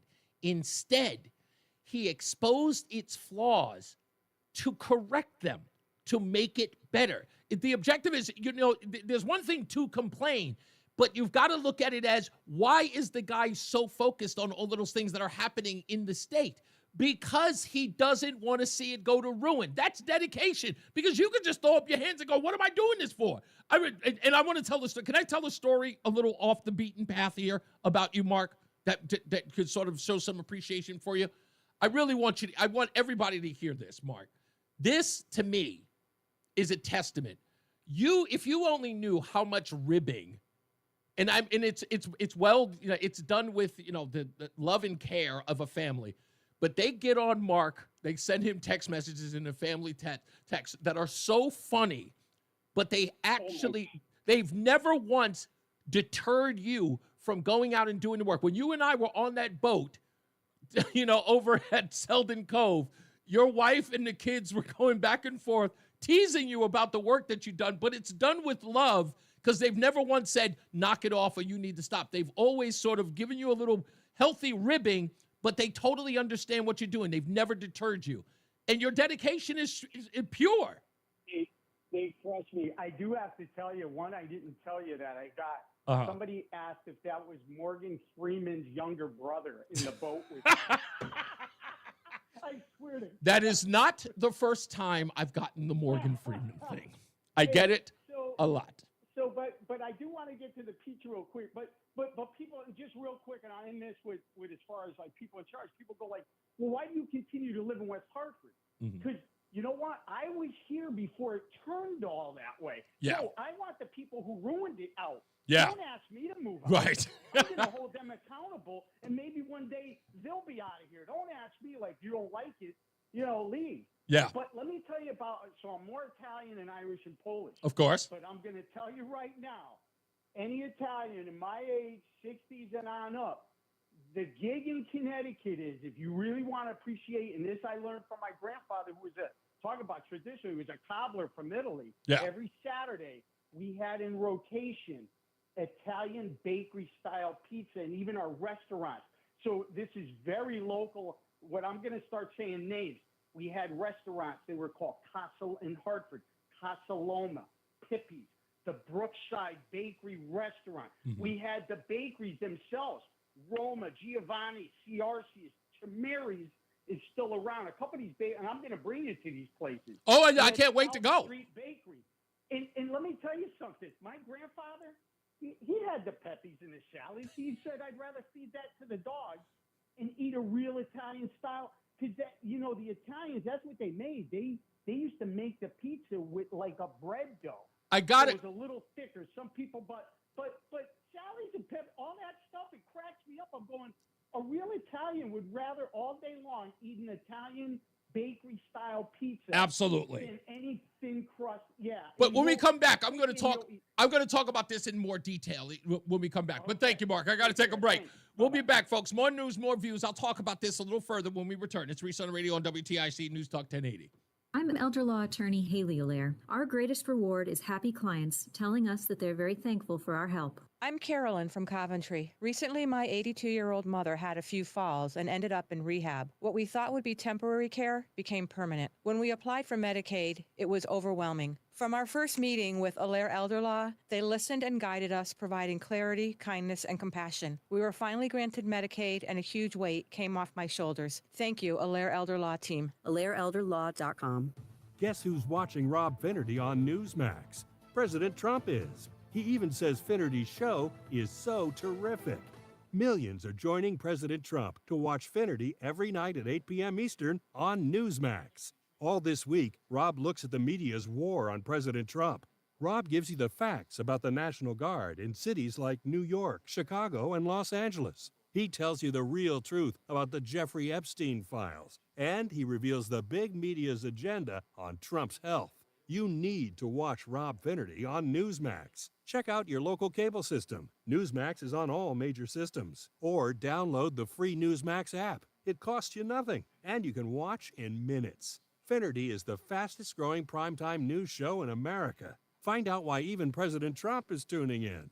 More than 40 million Americans go to Newsmax for news they can trust. Because we are real news for real people. Carbone's Kitchen is now open for lunch at noon. Sink your teeth into the Franklin Ave Chicken Panini with grilled chicken, pesto, and fresh mozzarella on toasted sourdough. Or savor our short rib grilled cheese with tender short rib, melty fontina, and garlic aioli. For a lighter option, try our salmon, tenderloin, or chicken with choice of 2 fresh sides. And of course, all our pasta is made fresh daily on our machine imported from Italy. Carbone's Kitchen. Italian comfort reimagined. And now Carbone's Prime is open for lunch too. See our menus at carboneskitchen.com. We all hear the radio. They tell you to be afraid, to be scared, and they try to frighten you into calling. I'm not here to do that. Tax Relief Advocates is different. TRA is here to tell you. Damn, I think they're going to charge this South Carolina guy, if I'm hearing it correctly. They're going to charge him with terrorism. We have a solution. Oh, really? Yeah. Sitting in your car with your kids, no matter where you are, call now. 800-575-9834. Don't lose hope. TRA can eliminate or reduce what you owe to the IRS. Generous programs are now available that can give you a fresh start. Our passion is taxes and helping individuals fix their IRS problems. We have over 1,000 5-star reviews on Google and an A+ with the Better Business Bureau. You don't need to be afraid of the IRS any longer. End your tax nightmare today by visiting us online at TRA.com or 800-575-9834. That's 800-575-9834. Tax Relief Advocates. Real solutions for real people. It's Reese on the Radio on News Talk 1080 WTIC. We've got weather and traffic coming up in a second, so stand by for that. So let me just read a little bit about this. Like I said, the article is written by Christopher Keating in the Hartford Courant. Connecticut is trying to shift the state's image. It's failed many times before. And it talks about this new campaign to make Connecticut the pizza state. Right. And again, I'm against this because it's silly. And the mockery is warranted. I'm sorry. It just is. Because it seems like a push. It seems like a stretch. So let me read you some of the criticism to this marketing idea by Governor Lamont. Here's the response. You couldn't even keep the Whalers. Go be New York's B word or Boston's little brother some more. Stick to being irrelevant in New Hampshire or wherever you are located. Best cars, music, and pizza, Detroit style. Please, that flimsy disc you claim is a pizza that can hold limited items is a joke. What's this? The hell even is a Connecticut pizza? No one even thought of Connecticut as pizza in the same sentence. Connecticut pizza is like a boy in school who is trying to fit in with the cool boys, but looks like a nerd doing it. The only real crime is that you consider yourself a state. This is the mockery. So please get off your high horse, Connecticut, and quit dissing the 3 cities that have done it very well for many years. So here, that one's my favorite. Get off your... coming. Oh, we got to do a PAS test right now? Okay, we'll do it. Well, I could have waited to do this thing now. Here it is. Did I miss it?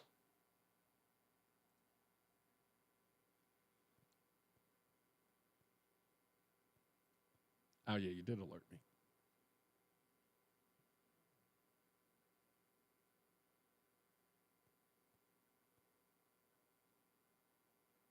All right, you good? Okay, now we're good. Thank you. Anyway, that particular one says, so please get off your high horse. Connecticut. Even the people who are disrespecting you are saying you're on a high horse. Okay? That's Connecticut. They need to start embracing. Again, it's not about taking the title from some other place. That's never been your style. Remember, New Yorkers always thought of you as the brass ring. Be it. I don't understand why nobody gets it. Everyone has always thought about that. When they talk about Connecticut, when they first like, I purchased a home in Connecticut. Do you not even recognize who you are? You're the place where people move to once they've made it. Do you not get it? Like, how is that? It's unfathomable. Have you been to your country clubs? Your hiking trails? Have you seen the restaurants and the places where people go? Hell, when all the malls are failing, West Farms is growing. There's an article about it today. Embrace it. We're better than you, and we know it. Pizza is the cheapest meal in the world. That's not Connecticut. You're not a bodega. Act like you got, remember where you are, not where you've been. Try to explain this to these people. Let's get our first check of weather and traffic. I'll find out who's in weather in a minute. But Mark Christopher, as always, in the BPS Traffic Center. You see these people? We're better than you, and we know it. It's the brass ring. We have the top-notch traffic guy, Mark Christopher. People don't recognize how good they got it. Hey, Mark, how are you? Hey, Reese, good afternoon to you. Good afternoon, everyone. Well, we are dealing with a crash now westbound 84. That's in the tunnel. The 2 left lanes are out there. Stay right. You got delays approaching 56 Governor Street behind that. Eastbound 84 locked up 44 Prospect Oakwood down into the tunnel. Southbound 91, look for delays 35 in Windsor down to 32 A and B in Hartford. Northbound side of 91, that moves real well from Cromwell through downtown up into Windsor. If you're traveling 291 eastbound, it's a little tight now from I-91 over to the Bissell Bridge. 2 westbound, slowing 1D up to the 84 West merge in East Hartford. 9 northbound, some tight traffic, Harbor Park up to the Aragoni Bridge. 9 north, again, is sluggish and stop and go. 32 in Berlin up to exit 36 in New Britain. If you're traveling eastbound 84 into Waterbury, slowing by exit 18, and westbound 84 into Waterbury, tight 23 up to the Mixmaster.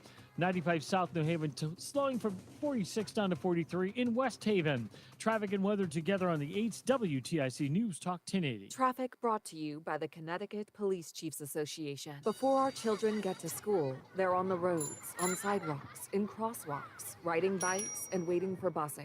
So put away the distractions and slow down. School's in. Drive smart. A message from the Connecticut Police Chiefs Association and Connecticut DOT.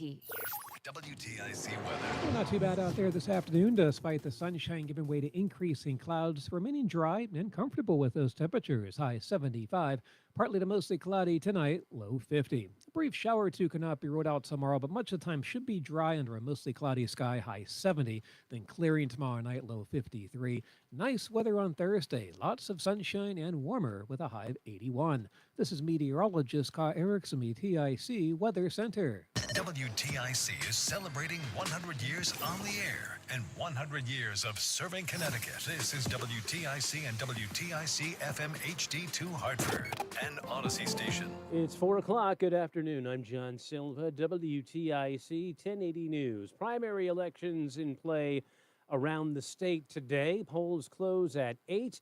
Democrats in Bloomfield are choosing their candidates for town council, and that's where we find WTIC's Dave Mager. They say every vote counts. That could be in play based on activity at the Wood Center polling place. It's slow but steady. Moderators Terrence and Deirdre Gilbert estimate about 10 voters per hour for much of the day at this one of 5 voting locations in town.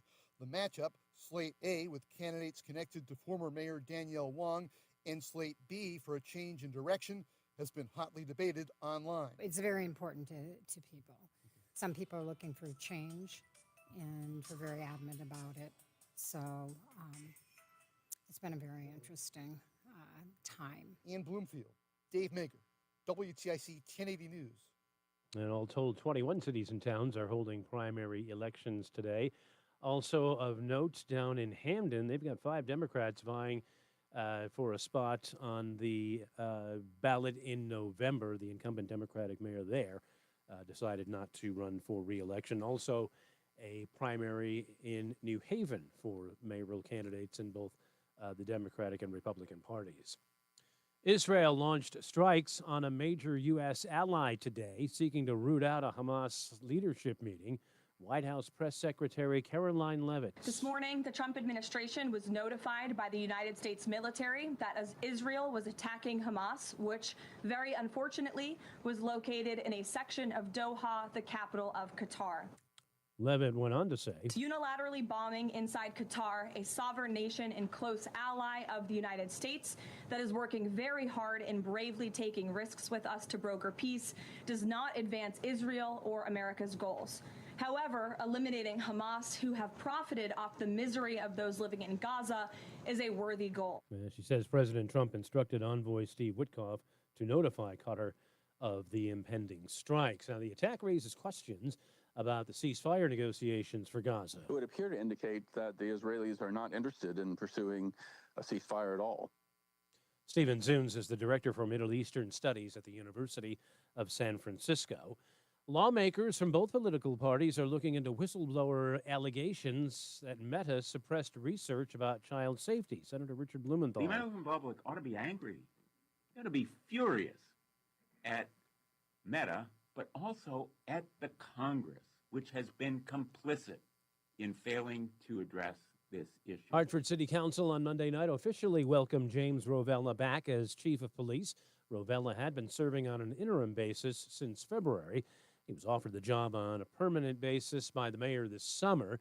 It will be Rovella's second stint as chief. He previously served until leaving to become the commissioner of the State Department of Emergency Services and Public Protection. Appearing last month before the council's Committee of the Whole, Rovella said moving back to the capital city wouldn't be a problem. That's not an issue for me, ladies and gentlemen.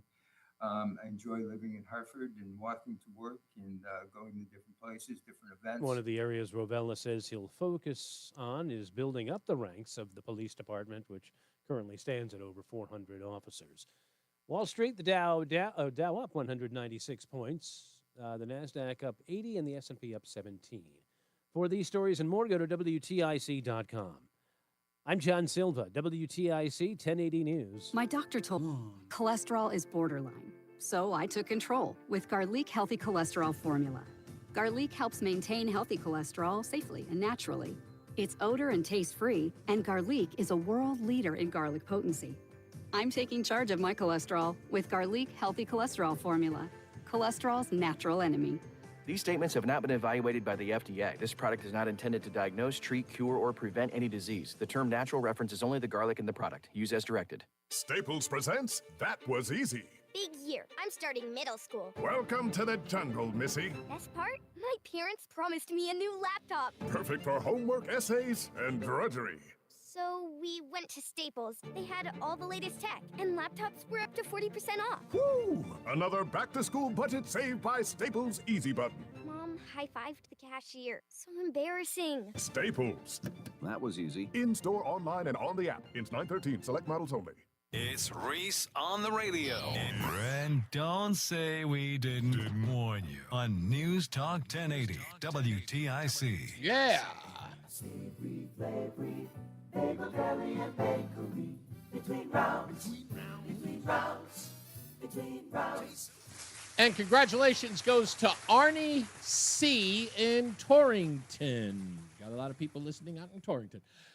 He is the recipient of the prize of the dozen bagels a month for 6 months, courtesy of Between Rounds, the Bagel Bakery and Sandwich Cafe, located in South Windsor, Vernon, and Manchester. In order for you to win, you've got to go online right now to ReeseOnTheRadio.com. That's REESE on the radio.com. Now, I have to spell it because apparently people are still spelling Reese with the C, even though Reese's Peanut Butter Cups has been around forever.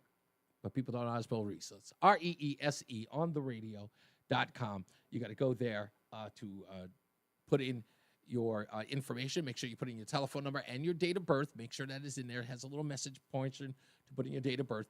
You must live in the state of Connecticut, and you cannot have won within the last 6 months in order to participate. So do that now, ReeseOnTheRadio.com. I just got a confirmation from a guy I bumped into online. And when I say bumped into, I just ran across his videos. And he did this one video that literally, like, you know how sometimes people do this video online, and it's long, drawn out, and you just kind of go, oh, when does this end? Well, he did this video talking about a 15-year-old boy whose brother was in a band, and a 15-year-old boy wanted to sing, and his brother was trying to get him, saying his brother thought that his brother's much better than he was, and he's going to be in a band, no doubt, and it tells this whole story about all of these bands that the brother ended up in and all of these record deals that the brother got in. I couldn't turn away, and I'm listening, I'm watching this whole thing. And at the end, the story is about none other than Michael Bolton. And at the end of it, I was like, oh, man, there's like so much I didn't know about this guy. Well, the guy's name is Patrick Hicks. That's his name, Patrick Hicks. And I started watching his videos because of it, and it was so well done. The storytelling, it reminded me of a series that we talked about here in the air called Behind the Music. And the way he gives these details and so much information, I was compelled. So I got in touch with him. Finally, I reached out to him today. He reached out to me. He is doing this series about September 11th music that was banned. Remember that? Remember that? That was a big scandal and story, that after the events of September 11th, there were songs that were banned. Well, he's going to be on the show at 4:05 on September 11th. We're going to talk to him about those bands that had some albums that were not promoted or songs that were taken off the air because of the events of that day. All right, we'll have him on. His name is Patrick Hicks. We'll talk about that in a little bit. Now let's get another check of weather and traffic with Mark Christopher in the BPS Traffic Center. Hey, Mark. Reese, thank you very much. Good afternoon to you. Good afternoon, everyone. Well, if you're heading in toward Hartford right now, still dealing with an accident inside the tunnel, westbound 84 between 50 and 48. Left lane is blocked there. Delays are approaching 56 Governor Street. Behind that, 84 eastbound, you're locked up 44 Prospect Oakwood into the tunnel. 91 southbound, look for slow traffic 34, down at 32 A and B, and again down by exit 28. Another bump down in Meriden, 19 down to 17. Northbound 91 moving well, Cromwell through downtown up into Windsor. 291 eastbound slowing, I-91 over to the Bissell. 2 westbounds tied up from 1D up to the 84 West merge. 9 northbound slowing Harbor Park to the Aragoni Bridge. Again, 9 northbound slows from 32 up to exit 34 in New Britain. 84 eastbound slowing in Waterbury by 18. Westbound 84 slows 22 up to the Mixmaster in Waterbury. Southbound 95 New Haven's tight 46 down to 43 in West Haven. Traffic and weather together on the 8th WTIC News Talk 1080. WTIC weather. Well, another great afternoon weather-wise with sunshine, a few clouds out there to wrap up the afternoon. High 75 and a very pleasant evening. That sky cover, though, turning out cloudy tonight. Should remain dry, though, down to 50. But eventually that cloud cover can lead to a couple of showers tomorrow, especially heading into the afternoon. High 70. Should not be a big deal. We clear things out tomorrow night back down to 53. And warming up on Thursday. Lots of sunshine, but that humidity remaining low on the comfortable side. High 81. Right now, it's 72 in Berlin, 70 in Columbia, and it's 71 in Hartford. This is meteorologist Carl Erickson in the WTIC Weather Center.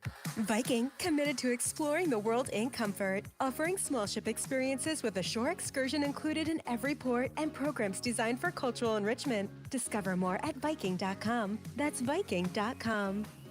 Join us this Sunday for Tumalo Financial, your go-to for retirement planning and taxes. Tune in to the father-son duo from 7 a.m. to 8 a.m. or catch replay from 5 to 6 p.m. Tumalo Financial, retirement planning with integrity on WTIC NewsTalk 1080. We have something to buzz about. Call the Bee. Connecticut trusted HVAC plumbing and drain professionals now offer electrical service. Call the Bee is ready to keep your home powered up. Visit callthebee.com. That's callthelletterb.com to schedule a speedy electrical service today. At Ayala Home Services, we handle hundreds of well water problems a year. We believe hearing your options to get water flowing in your house shouldn't cost a thing. That's why we offer free estimates for wells with no water. Plus, get your water back as soon as the same day. Contact the trusted well professionals at ALO Home Services when you call, click, or text today and say hello, ALO, call for details. Licensed for safety. HIC 628926, P10277688, S10413487, P10401465, S33086999, SM3004646, E1185643. You're listening to Leaf Filter Radio,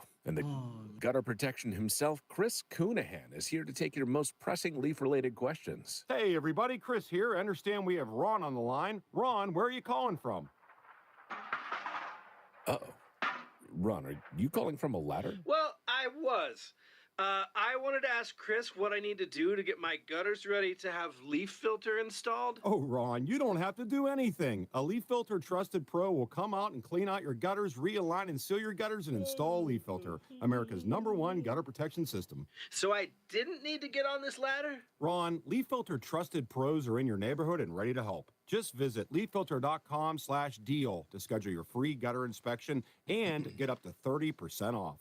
Thank goodness. What? That's leaffilter.com/deal for your free gutter inspection today. See representative for warranty details. Promotion is 20% off plus a 10% senior or military discount. One discount per household. It's Reese on the Radio on News Talk 1080 WTIC. Later on in the program, am going to address an accusation that I am some sort of shock jock because I called the Tulsa race riots the so-called massacre. And as usual, per usual, I am going to debunk the claim that I am some radical shock jock by stating the facts. The riots of 1921 in Tulsa, Oklahoma were always called riots. They were not referred to as a massacre until 2018. 2018. Okay? So, we'll go into all of that later on, plus some other pieces to the MLK story that I'm talking about, which Matty O suggested I should just leave alone and let the myth stand. I can't. I just can't. I thought about it all night. I said, no, just can't do it. I just can't. I'd rather take the heat. So we'll get into that. Let's get to the phone calls. 860-522-WTIC. Ben is in West Hartford. Hello, sir. Reese, Ben Lewis here, calling live from the Pizza State. Okay, you want to defend it? That's fine. All I said was I think that Connecticut should stand on the idea that we're better than you because, again, we are. And I looked at the stats, with the exception of maybe like a $10,000 difference, Connecticut is the richest New England state. No, Reese, I am totally with you. I was kidding. Yeah. It's great to talk to you. How have you been? I have been great, sir. Well, I'll tell you what. Last time when I came on the show, we obviously talked about that crazy video that was circulating of me getting spat out with Ari. Yes. I don't know if you've heard the latest bit of anti-Semitism that seems to be rampant now in West Hartford. There were dozens of yard signs, "We stand with Israel," in a coordinated effort that were snatched all over West Hartford neighborhood. I do remember that. I remember that story was briefly covered in the Connecticut Mirror and the Insider. Well, I'm going to tell you, I'm going to add one more layer onto this. We talked about how the Democrats have kind of become the anti-Semitic party. LaToya Fernandez, who is an elected official in West Hartford, actually commented on this issue, saying that instead of police figuring out who the vandals are and making arrests, right, that there needs to be a community conversation on the issue because people are frightened. I don't know if you're aware. Wait. Who are they suggesting is being frightened, or have they made that ambiguous? Yeah, it's ambiguous, of course. But God, the fear-mongering never ends. But no, so what this rationale now says from the Democrat Party is that it's okay to vandalize private property if you disagree with their stance on an issue. So it's really, we've gone off the deep end, and I just wanted to talk about it a little bit. It's crazy. Well, I will tell you that with every one of these stories, every waking moment in the state with this sort of like this sort of half-assed attempt to address certain things happening in Connecticut, I've resolved it. I don't know if you heard my opening monologue. I refuse to even wait for the mainstream media in Connecticut or anywhere else for that matter to respond to these stories. I've found a different way to deal with this, and that is one, let's not, some things never change, and so I would rather them just stay where they are. I don't want to demand them to cover any stories anyway, because for them to cover that story would be like pulling teeth, and for them, they would only put a little bit of a spin on it that would save the grace of the individual who's committing the egregious act on individuals, as it was in your case, which no one seemed to care about because it was one of their own. I just feel like what we need to do is to just rely on the people that we can rely on. And, that's places like Newsmax that has a very invested interest in what's going on in Connecticut. And when I say invested interest, I've talked to those folks, and they know that the stuff that's happening in Connecticut is being ignored, and it is ripe with material for their shows. So we just need to go to the places where people will pay attention and ring that bell as loud as we possibly can, to the point where we drown out the folks who won't. They're losing. Ben, I'll tell you this. This is the part that really bothers me, that people haven't sort of glommed onto the idea, is that no one is watching these programs anyway, or these networks. Asking them to report on the stories that are important would be like asking somebody who's yelling through a straw to cover these stories. Nobody's hearing it. It's very sad. I mean, the state of society would be so much better if the media just did their job and reported what happened instead of how they feel about what happened. Yeah. It's very sad, but you and I both know that it's all over Connecticut, all over the country, and it doesn't seem to be slowing down. Like you said, we just gotta. Yeah, we just gotta keep putting right. We just gotta keep our foot on the pedal and never let go. Look, remember when everyone's, and this is another thing that I tell a lot of people, especially those running for elected office. We have to understand that when we are talking about people who refuse to cover certain things, that means we have to double our efforts to get the word out, right? We can't, if we're complaining about what they're not covering, we're not bringing attention to the thing that they're not covering. So we need to focus our efforts on getting that word out. Going backwards, because I feel that's hustling backwards. Going after the people who are not going to talk about it and trying to get them to do it only makes the story old. Like by the time we get them to pay attention to it, the story's, it's too late. So we got to focus on making sure that we keep our foot on the gas of making sure that story is out there. And the people who do know about it. And social media is the only way we got. I mean, it's the only avenue we have now. So we got to do it. No doubt about it. Keep fighting the good fight. Reese, listen, you're on the right side of things. You're doing the right job here, and I can't tell you how appreciative I am to have you in Connecticut. Not a problem, sir. I appreciate you. Ben Lewis, ladies and gentlemen of West Hartford. And hey, vote for Ben Lewis, Ben Council, West Hartford. You got it, sir. Absolutely. And we are supporting Ben Lewis. Just so nobody knows. And if his opponent wants to come on, have at it. I'm kidding. Sam in West Hartford, how are you, sir? Hey, Reese, how you doing, man? I'm all right, sir. What's up? So a couple of things to add to your conversation today, and then I want to real quickly talk about what I was going to talk to you about. Oh, yeah, go for it. So we're the basketball state. We're the pizza state. Okay. Basketball Hall of Fame is in Springfield. Pizza's good, but, I've been here for a long time. I love Connecticut. I was born here.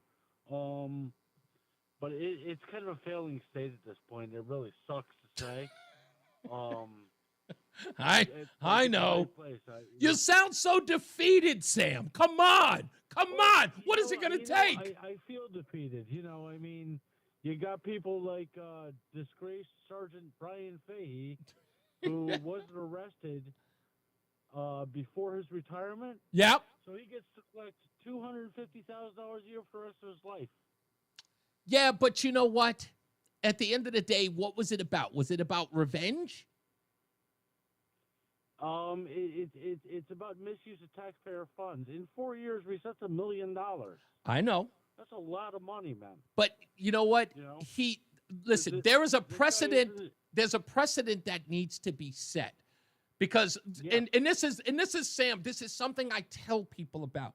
The focus is the most important thing, right? Indeed. You can look at Brian Fahey's arrest or how this whole thing is played out, and you can look at it one way. If that is the focus, that's where everybody draws their focus, right? At the outrage at the fact that, he gets to keep his pension, he makes all of this money, and that's where the outrage is, where you almost feel like there is no punishment.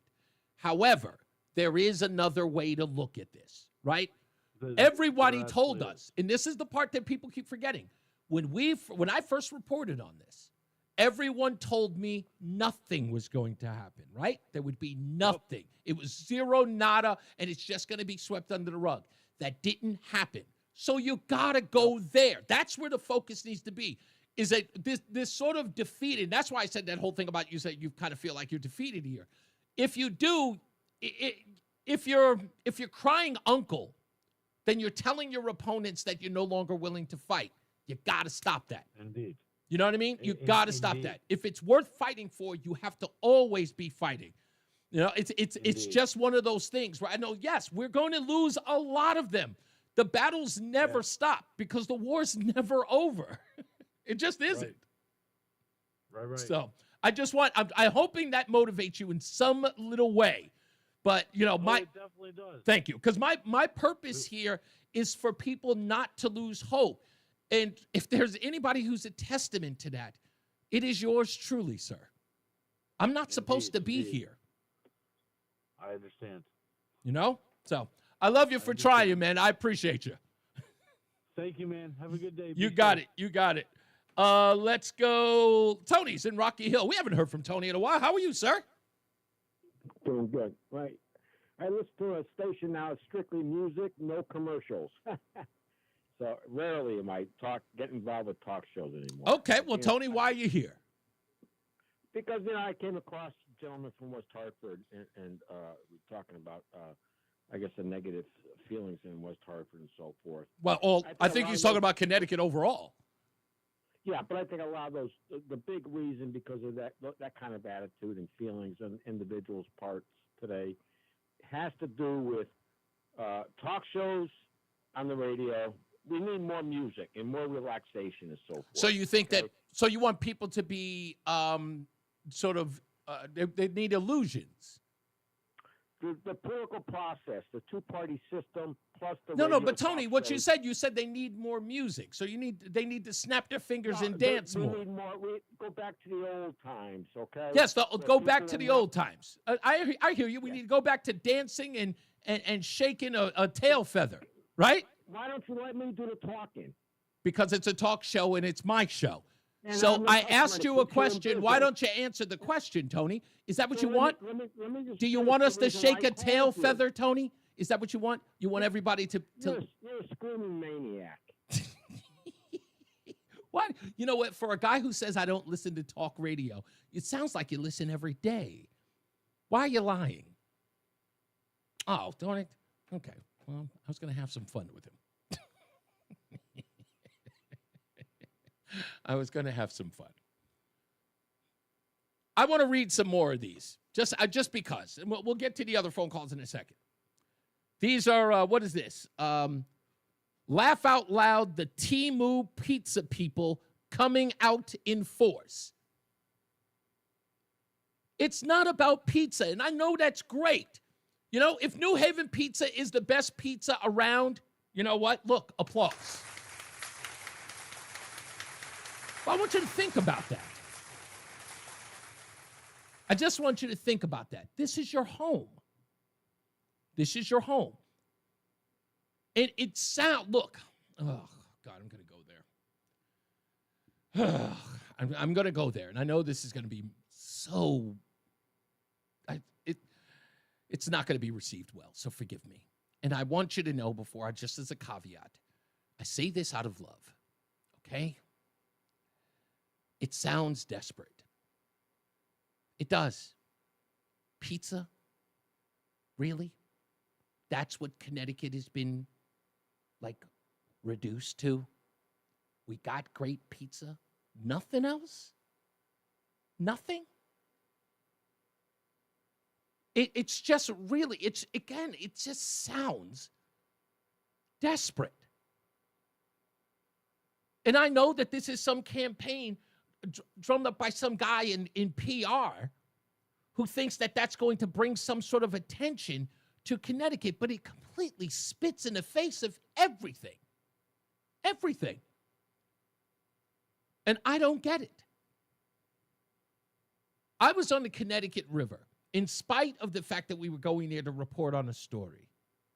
And do you know what I saw? I saw a man on that boat, 2 men even, skipper as well, pointing out landmarks on that river, celebrating the river and its landmarks. There was something to talk about. When I went to go have dinner with Craig in the car and his wife at the country club that I won't disclose, beautiful country club, the greens were fantastic. I immediately wanted to become a member. Immediately. As did my wife. And he couldn't stop talking about how beautiful. He drove us around in his car, showing us the beautiful homes just off the golf course. That is pride. What's wrong with having it? That whole time that I was in Connecticut, not one person mentioned pizza. Not one. And I did go to Nepal's, which is right across the street. Who, by the way, has amazing pizza. I think we ate it 3 or 4 times that week. You guys don't know what you're missing. I'm not even from here. Let's get another check of weather and traffic. Carl Erickson's got weather. Mark Christopher, he's in the PPS Traffic Center. There's more to Connecticut than pizza, Mark. I would hope so. Good Lord. Thank you. I mean, I would eat pizza for every meal if I could. But, hey, so would I. So would I. There's got to be a little bit more to this place than just that. Hey, if you're heading into Hartford right now, southbound 91 delays 33 down to 32 AMB, and again 27 to 28. Northbound 91 moving well, Cromwell through downtown. Up into Windsor. If you're traveling westbound 84, you're going to see delays 56 Governor Street out to 47 Sigourney. 84 eastbound's locked up, 44 Prospect Oakwood to the Bulkley. A little slow again from 62 up to 63. Also heavy coming off of 291 east to 84 east in Manchester. If you're traveling Route 2 westbound, delays 1D up to the 84 west merge. A little slow 2 eastbound as you move by exit 3 in East Hartford. If you are traveling into Middletown, both sides of 9 heavy at the Aragoni. If you're traveling 9 northbound, you're going to see some slow traffic now as you move from exit 32 in Berlin up to exit 36 in New Britain. 84 eastbound a little slow by 18 in Waterbury. Westbound 84 slows at the Mixmaster in Waterbury. 95 southbound delays 46 to 44 in New Haven. Traffic and weather together on the 8th WTIC News Talk 1080. WTIC weather. Well, sunshine will fade behind those increasing clouds this afternoon. Otherwise, comfortable temperatures to round out the day with a high of 75. A pleasant evening. Otherwise, rather cloudy tonight, but staying dry, low near 50. Eventually, that cloud cover can lead to a shower or two during the day tomorrow, high 70. The sky begins to clear out tomorrow night, low 53. Then sunny and pleasant Thursday with a warmer afternoon, high 81. This is meteorologist Carl Erickson, WTIC Weather Center. There's a lot happening in Washington and in your local neighborhood. Follow WTIC News Talk 1080 on the Odyssey app to keep up with the latest. And now, a WTIC News Update. 4:30, good afternoon. I'm John Silva, WTIC 1080 News. Polls in Connecticut are open until 8 on this primary day. 21 cities and towns are holding elections for various offices. including Mayor, First Selectman, and Board of Education. The winners will go on to appear on the ballot in November. The polls are open until 8 this evening. Bristol man has copped a plea in a case in which prosecutors say he repeatedly sexually assaulted a woman when she was a minor. Roger Barrialt was first arrested in January of last year. Chief James Rovella is the permanent police chief in Hartford. City councilors signed off on the move during a meeting on Monday night. Michigan judge has dismissed the criminal cases against 15 people accused of acting falsely as electors for President Trump in the 2020 election. That coming down from a federal judge today. Israel launched a strike targeting Hamas leadership in Qatar as they considered a U.S. proposal for a ceasefire in the Gaza Strip. Major revision downward where U.S. job numbers are concerned, to the tune of 911,000 lost from April of last year to March of this year.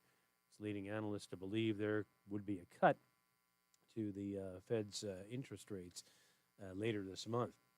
Markets finished up today. The Dow gained 196 points, the NASDAQ was up 80, and the S&P up 17. Another late one for the Red Sox tonight on TIC. 9:05 the pregame ahead of the Sox and the A's. Yanks open a series in the Bronx against Detroit. Mets try to bounce back from a loss in Philly. In the Eastern League, Yard Goats begin their final series of the 2025 campaign. They open in Richmond, 6:35 on the Odyssey app. For these stories and more, go to WTIC.com. I'm John Silva, WTIC 1080 News. Wesley Financial Group is not a law firm. Hi, I'm Chuck McDowell, the timeshare cancellation guy and founder of Wesley Financial Group. And I want to set the record straight. I am not an attorney. I've never wanted to be an attorney. And the truth is, I really don't even like attorneys. If I sound like an attorney or if I look like an attorney, I'll apologize. But what I've learned in my 15 years in the timeshare cancellation business is you don't need to be an attorney to get folks out of their timeshare. At Wesley, we've helped over 40,000 families cancel their timeshare without me being an attorney. And I want to share with you how we do it. Just give my office a call, and you will not talk to an attorney. And I guarantee if we take you as a client, we'll get you out of your timeshare, or you'll pay nothing. Call now for your free information kit. 800-714-9090. 800-714-9090. 800-714-9090. I'm Ed Evans, CEO of... 1 minute. We're dedicated to serving people 50 and up like me. Our needs are different. Big Wireless wants us in an unlimited plan, but if you're not using all that data, you're probably getting used. At Consumer Cellular, we're focused on affordable, reliable plans, including data that suits your needs, not ours. Our plans start at just $20, and you'll get the best customer service in the business. Call 1-888-FREEDOM, visit consumercellular.com/facts or a store near you. Plans include $5 credit for auto pay and e-billing. See site for additional facts. Your home equity could vanish almost overnight, stolen by scammers who forge a deed and transfer it out of your name. The FBI calls it house stealing, and the worst part is you may not know it until it's too late. Find out if you're already a victim now at HometitleLock.com. Use promo code for a 30-day free trial, a title scan, and access to a title specialist, a $250 value. Go to HometitleLock.com now. Promo code RADIO. Stay locked in. Reese on the Radio is on WTIC News Talk 1080. Yeah, make sure, folks, you go to the Reese on the Radio website. That's REESE on the radio.com website. We've got Substack. You can go there and you can follow Substack. If you follow on Substack, you can get the article directly into your email whenever I write it on Sunday. So it usually roughly anywhere between 8 and 10 o'clock Eastern in the morning, my article will publish. I usually write it on a Saturday evening when, I've finished taking my wife everywhere across the country. And then I'll write it, and then I'll post it to immediately air it Sunday morning, anywhere between 8 and 10 a.m. Eastern. So if you'd like to, you can go there. Now, this is something, this is going to sound like I'm begging. And you have to forgive me in advance, because it will sound like I'm begging, and it's not intentional. Okay, so it turns out It turns out that I don't have a significant amount of followers on X. Not that that really matters, okay? It's not.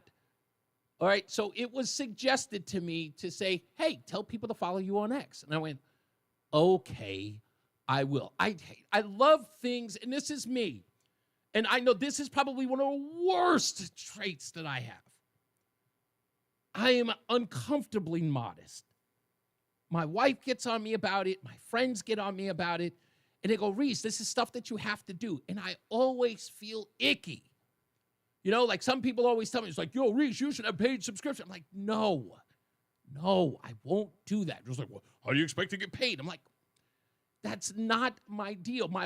Not that my wife, she's not like one of those people, you know, of course she'd love if I made $1 million a year. But I'm just never been comfortable with that. So, but I get harangued about it all the time. Reese, you got to promote yourself. You got to tell people to go to X. Got to tell people to go to Facebook and follow you and become, you know, friends. That's what this business is about. You got to do it. So I'm doing it now. So if you go to ReeseOnTheRadio.com, if you go to the top right-hand corner, just click on the X and follow Reese on the Radio. So you can get the show there. It airs live, or you can see some of the content that I post. Because I'll tell you what it is. The interest is supposed to get me to post more on X and do things, which has been successful. It looks like when I post up, thousands of views on them show up. So you've asked for it, so I want to be able to do that. So when people pressure me and say, you know, Reese, you got to promote it. So I'm promoting it. So I'd appreciate it kindly if you could follow the show on X. Just go to ReeseOnTheRadio.com in the top right-hand corner. Click on the X. That's where it is. You can follow. If you like to follow on Facebook pages or not on X, do that as well. It sounds like I'm in pain asking, because there's something about it that just kind of makes me go, there's an ick thing to it. I love the organic. Like when I see people, like one day I'll wake up and it was like, oh, you know, you're followed by 100 people today. And I always go, oh, that's so nice. Thank you. And I always feel like, wow, they like me? That's great. I'm like Sally Field, you know? They like me. They really like me. It's, but when you ask for it, I don't know. There's a degree of like, I don't know. It feels, is that a word, inorganic? It just sounds, I don't know. It just does. It's just one of those things. I never got it. I don't understand it. We got to go to Mark Christopher's in the BPS Traffic Center. Have you ever had to do something like that, Mark? Like promote something you just didn't feel? Not anything, but even yourself. Do you ever feel uncomfortable? They're saying, hey, you know, go to my Facebook page. You kind of feel like, yeah. Good to be with you. You know what? I am the worst marketer of myself. I do not do a good job for that. I'm not comfortable doing it. I think that's really what it is. You're not comfortable with doing it. Do you mind if I just want to probe just real quick, if you can, in like 30 seconds? What do you think it's about personally? Because I have that same feeling, but I'm wondering if it's sort of associated in some way, like sort of the same thing. Yeah, I don't know what it is. Some people, they post, what they have for dinner every night, and they post every little thing in their personal life. And to be honest with you, I'm not that exciting of a person. I'm just a regular Joe. So if I post something, I don't think it's going to be all that exciting. So I don't post a lot. I think that's what it is. Yeah, honestly. Gotcha. I don't know what else to tell you, but yeah, I don't market myself very well. Yeah, me either. What do they say now? You're supposed to create a brand. I don't know. Yeah, I guess so. Brand. I guess that's supposed to be. That's what. Maybe that's the buzzword. Brand. You need a brand. Maybe we are actually like we're preventing our own sort of like celebrity in a way, right? We're like kind of like maybe, yeah. Right, we're like blocking our own potential. Yeah, I mean, I love talking on the radio. I love talking with you. I love goofing around. But just that part of it, I just haven't really gone into it. I'm like you just said, I'm not comfortable doing it either. So It always There you feels go. weird. Thank you, buddy. Yeah, it does. Maybe because it's our age. Maybe this is Yeah, our generation. 100% right. The younger people love doing it, though, man. Holy smokes. Hey, if you're westbound 84, you got delays 56 Governor Street out to 45 Flatbush Avenue. 84 eastbound slowing about a half mile before 46 Sisson Avenue into the tunnel. Southbound 91 delays 33 down to 32. Again, down by exit 28. More slow traffic 20 sluggish from 20 Country Club Road down to exit 17 for the Wilbur Cross Parkway. Northbound 91 looks good. Cromwell up into Windsor Locks. 291 eastbound slowing on 91 over to the Bissell Bridge. You'll see some slow traffic 84 eastbound as you move between 58 and 59. Route 2 eastbound's a little slow off of I-84 out to exit 3 in East Hartford. 9 northbound, both sides of 9 actually slowing approaching the Aragoni Bridge. And 9 north again is slowing from 32 in Berlin up to 36 in New Britain. Traffic and weather together on the 8 WTIC News Talk 1080. WTIC weather. All right, that cloud cover increasing through tonight, but on the dry side, we're down to 50 for a low. And it looks like a lot of clouds in place tomorrow. Maybe a brief shower or two, but most of the time is rain-free. We're back up to 70 with that cloud cover in place. And clearing out tomorrow night, back down to 53. Great weather on Thursday. Lots of sunshine, warmer temperatures, back up to 81. Right now, it's 71 in Broadbrook. It's 70 in Bristol. And it's 71 in Hartford. This is meteorologist Carl Erickson in the WTIC Weather Center. Dreaming of a perfect smile? At Columbia Dental, our orthodontic experts specialize in braces and clear aligners like Invisalign. Get the smile you've always dreamed of. Open 7 days a week. Call 860-645-0111 or visit columbiadental.com. Join Mark Patrick seminars and lose the weight guaranteed. Hypnosis designed to destroy unwanted cravings, late-day eating binges, boredom eating, stress eating. Also, stop smoking with Mark Patrick seminars. No matter how many times you've tried to quit, this hypnosis is designed to destroy your desire to smoke without cravings, irritability, weight gain, or your money back. That's right. Weight loss seminar Saturday, September 20th at the Holiday Inn Express in Southington. Time is 11 a.m. Registration begins at 10:30. Stop smoking seminar starts at 2 p.m. Registration starts at 1:30. Information at markpatrickseminars.com. Life insurance. Why are you can't afford it? Too much hassle? Think you don't need it? There's lots of excuses for putting off life insurance. But if you weren't there, who would pay the mortgage and other bills? With Ethos, you could be covered in 10 minutes and boom, family protected. Ethos, fast and easy online term life insurance. Up to $2 million in coverage with no medical exam. Some policies as low as $1 a day. Answer a few health questions and get your free quote at ethos.com/radio. That's ethos.com/radio. University of Maryland Global Campus offers more than 55 flexible online certificates that provide short-term credentials and real-world skills you can use immediately. With a range of affordable undergraduate and graduate certificates in high-demand fields like business, AI, cybersecurity, data analytics, you can earn credentials quickly to help advance your career. Learn more at umgc.edu. That's umgc.edu. Certified to operate in Virginia by Shell. Got it. The NAACP calls him. Whoa! I don't think I'm allowed to read this. It's Reese on the radio. Let's just say some people are not fans. On NewsTalk 1080. WTIC. All right, we're back. Reese on the radio. Let's take a few phone calls and then we'll get into this shock jock accusation about Tulsa, Oklahoma. Bob's in Meriden. How are you? Rob. Oh, Rob. It looks like Bob. Sorry. Right, yeah. And I'm the like the boot guy. But I had a few questions. If you could, maybe I could ask you, and you could, I get off the year. You know, they say when you're a good politician, and you go into like D.C. or senators, you sort of get corrupted. And you have all good intentions.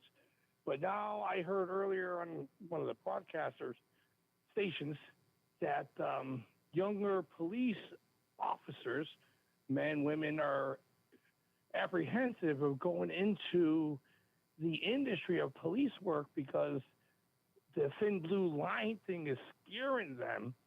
And if they don't go with the flow, they could jeopardize their career. As if you were a plumber, electrician, HVAC guy, you don't have to be influenced to make a bad decision. So if you could tell me off the air, just respond, and that's okay. about it. All right, thank you. I appreciate it. I think if there are people who are apprehensive about getting into any industry because of rumors about said industry, it's a fake story. Now, let me understand that. Now, to make sure I make this clear. why it all sounds ridiculous. So imagine I want to be a radio host, and I hear that there's a lot of backstabbing in the radio industry, which I learned very early on. There's a lot of ego, there's a lot of backstabbing in radio, but my approach to that is, yeah, I really love it, but I'm not going to do it. Here would be the question I would ask if I heard that story. Who did you tell? Who's running that survey? Who's running around going, we surveyed some people who want to be cops, but they said they won't because of this, that, and the third. Who's holding that survey? Gallup? Quinnipiac? We could have much more police officers in the street, but they tell us that they didn't go in because of this, that, and the third. Did they really try to apply? Did they really have any interest? Did they go through the rigmarole of becoming a police officer? Probably not. So I would call that testimony phony and made up. That's what I would do. Because, again, how could you gauge that? How does one find someone who wanted to be a cop but chose not to? Like, is there a support group? It just sounds ridiculous on its face. It just does. Let's go to our good friend Fred. How are you, sir? Hey, I'm good. Word cop here. Police work is a profession. That's right. Rather than an industry. I have a mantra for you from Winston Churchill. I'm not sure if he said it 5, 6, or 7 times, but it's never, ever, ever, ever, ever give up. Okay? That's right. That's your mantra. And as far as you can find me on X, you can find me here. I want to see a no solicitor sign. That's bad radio. I know. Trust your instincts. You're uncomfortable doing it because it doesn't work and it's not you. And what are you doing right now? When I see someone walking with their phone, I quote, the way of the master. When I'm sleeping, I'm sleeping. When I'm eating, I'm eating, And when I'm walking, I'm walking, Fred, thank you. You know what? I totally commend you. I applaud you like no other, my friend. Thank you for saying, you know what? It was killing me as to having to even talk about it. And now I'm hearing you say it. It's just like, if it feels uncomfortable, trust your instinct. And I should have. I totally should have. The older you get, the more you go this way. Well, now you know. And you know what? Real quick. I was should leave it there. But that thing about Liberty Valance that Matt, I think, made the point. I follow that exactly, Liberty Valance with Jimmy Stewart and John Wayne. So here's another couple ones. Oh, Rock Hudson, he broke my heart. And then another one, J. Edgar Hoover. We didn't need to know he was gay. No, we did need to know that he was. It's always the self-hating members that do a group the most harm. Hitler, who was, 8, 12% Jewish. That's correct. All right. That's a good point. There. Thank you. Thank you. Appreciate it. So let me get to this thing. The original documentary called Uncle Tom was a huge success. Its follow-up, Uncle Tom 2, not so much. A lot of people didn't even know it was there, I being one of them. I knew it was out there, but I really never sat down and talked about it or watched it because I thought it was going to be some of the same old stuff from the first film. Good friend of mine, C.L. Bryant, is in the original, as you know. Larry Elder is also a part of it. Ben Carson. There's some quotes from Clarence Thomas. And Uncle Tom, again, is talking about African-American conservatives or people who have decided to get off of the Democrat plantation or reservation. And it has been something that we've seen as of late, that people have become more comfortable with saying that they are no longer aligned with the Democrat Party. It has betrayed them something awful. And I have been struggling for the last couple of weeks with stories about Dr. Martin Luther King Jr. that are coming to light. And the more and more I do my research about it, again, like Matty O said, I would just leave it alone. I really did want to leave it alone. And I even said this. I said that the thing that I was struggling with, that was sort of pulling at that thread, was that knowing that Dr. Martin Luther King Jr. was the first recipient of the Margaret Sanger Award. And then knowing what Margaret Sanger said about convincing black people, black women, to abort their babies, that we needed, or she said, we needed to encourage black clergy, black ministers and pastors to convince their people to abort their babies. And to see that award go to Dr. Martin Luther King Jr., a guy who was talking about, ending segregation, what we believe was the plight of black folks, civil rights. He is the figurehead, the leader, as many people call him, our leader. It's the reason why we keep hearing now, is like, we need more black leaders. We hear that all the time. So watching this and watching these stories, Tulsa, Oklahoma came to mind. And now I'm being called a shock jock for suggesting that Tulsa, Oklahoma was not a massacre. It was only deemed that after the fact. The shift to massacre began in the late 90s and the early 2000s among historians, activists, and some media outlets, reflecting a reevaluation of the event as a one-sided attack than a mutual conflict. A notable early use in a major publication was Tim Madigan's book, The Burning Massacre, Destruction, and the Tulsa Race Riot of 1921.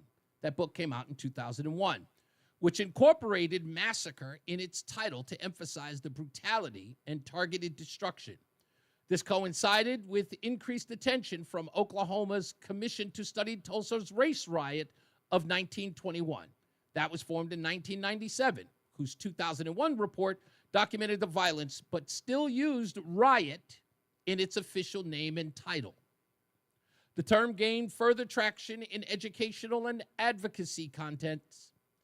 As such, in the Zinn Education Project's material, which argued for massacre to highlight white supremacist intent. Widespread adoption by news media institutions and public acceleration in the late 2010s, driven by preparations for the 2021 centennial. Key milestones include the 2018 commission that was officially renamed the Tulsa Race Massacre Commission. 2019, a Change.org petition pushed the name change, reflecting growing public discourse. And in 2021, the Library of Congress updated the official subject heading from Tulsa Race Riot to Tulsa Race Massacre. That is a changing of history. As they were closer to the riot, it was called a riot. As they got further away from it, they changed its name. It is not controversial to call it a so-called massacre, because that's what that definition is, so-called. Not a shock jock. Memorial Day marks 100 years since the Tulsa Race Massacre. The infamous massacre that took place in Tulsa, Oklahoma, 1 century ago. The worst incidents of racial violence in this country, the Tulsa Race Massacre of 1921. The Tulsa Massacre was a race riot before, 2018. These black activists and scholars turned it into the massacre. Race massacre. Race massacre. Tulsa Race Massacre. President Biden will visit Tulsa, Oklahoma to mark the 100th anniversary of the Tulsa Race Massacre. This was not a riot. This was a massacre. That Tulsa Massacre is bullcrap. A white mob killed 300 black people died. That's not confirmed at all. Descendants of the massacre are calling for justice. They use this example as to why Black America was never able to build wealth. It's pretty much a reflection of just the Black experience in America in general. Never able to pass down wealth generationally to their children. What would our lives have been if we weren't robbed of our generational wealth? They always point to this one place in Oklahoma, known as the Greenwood District, Black Wall Street. In the 20s, it was a model of Black success. Black businesses, Black churches, strong Black family units.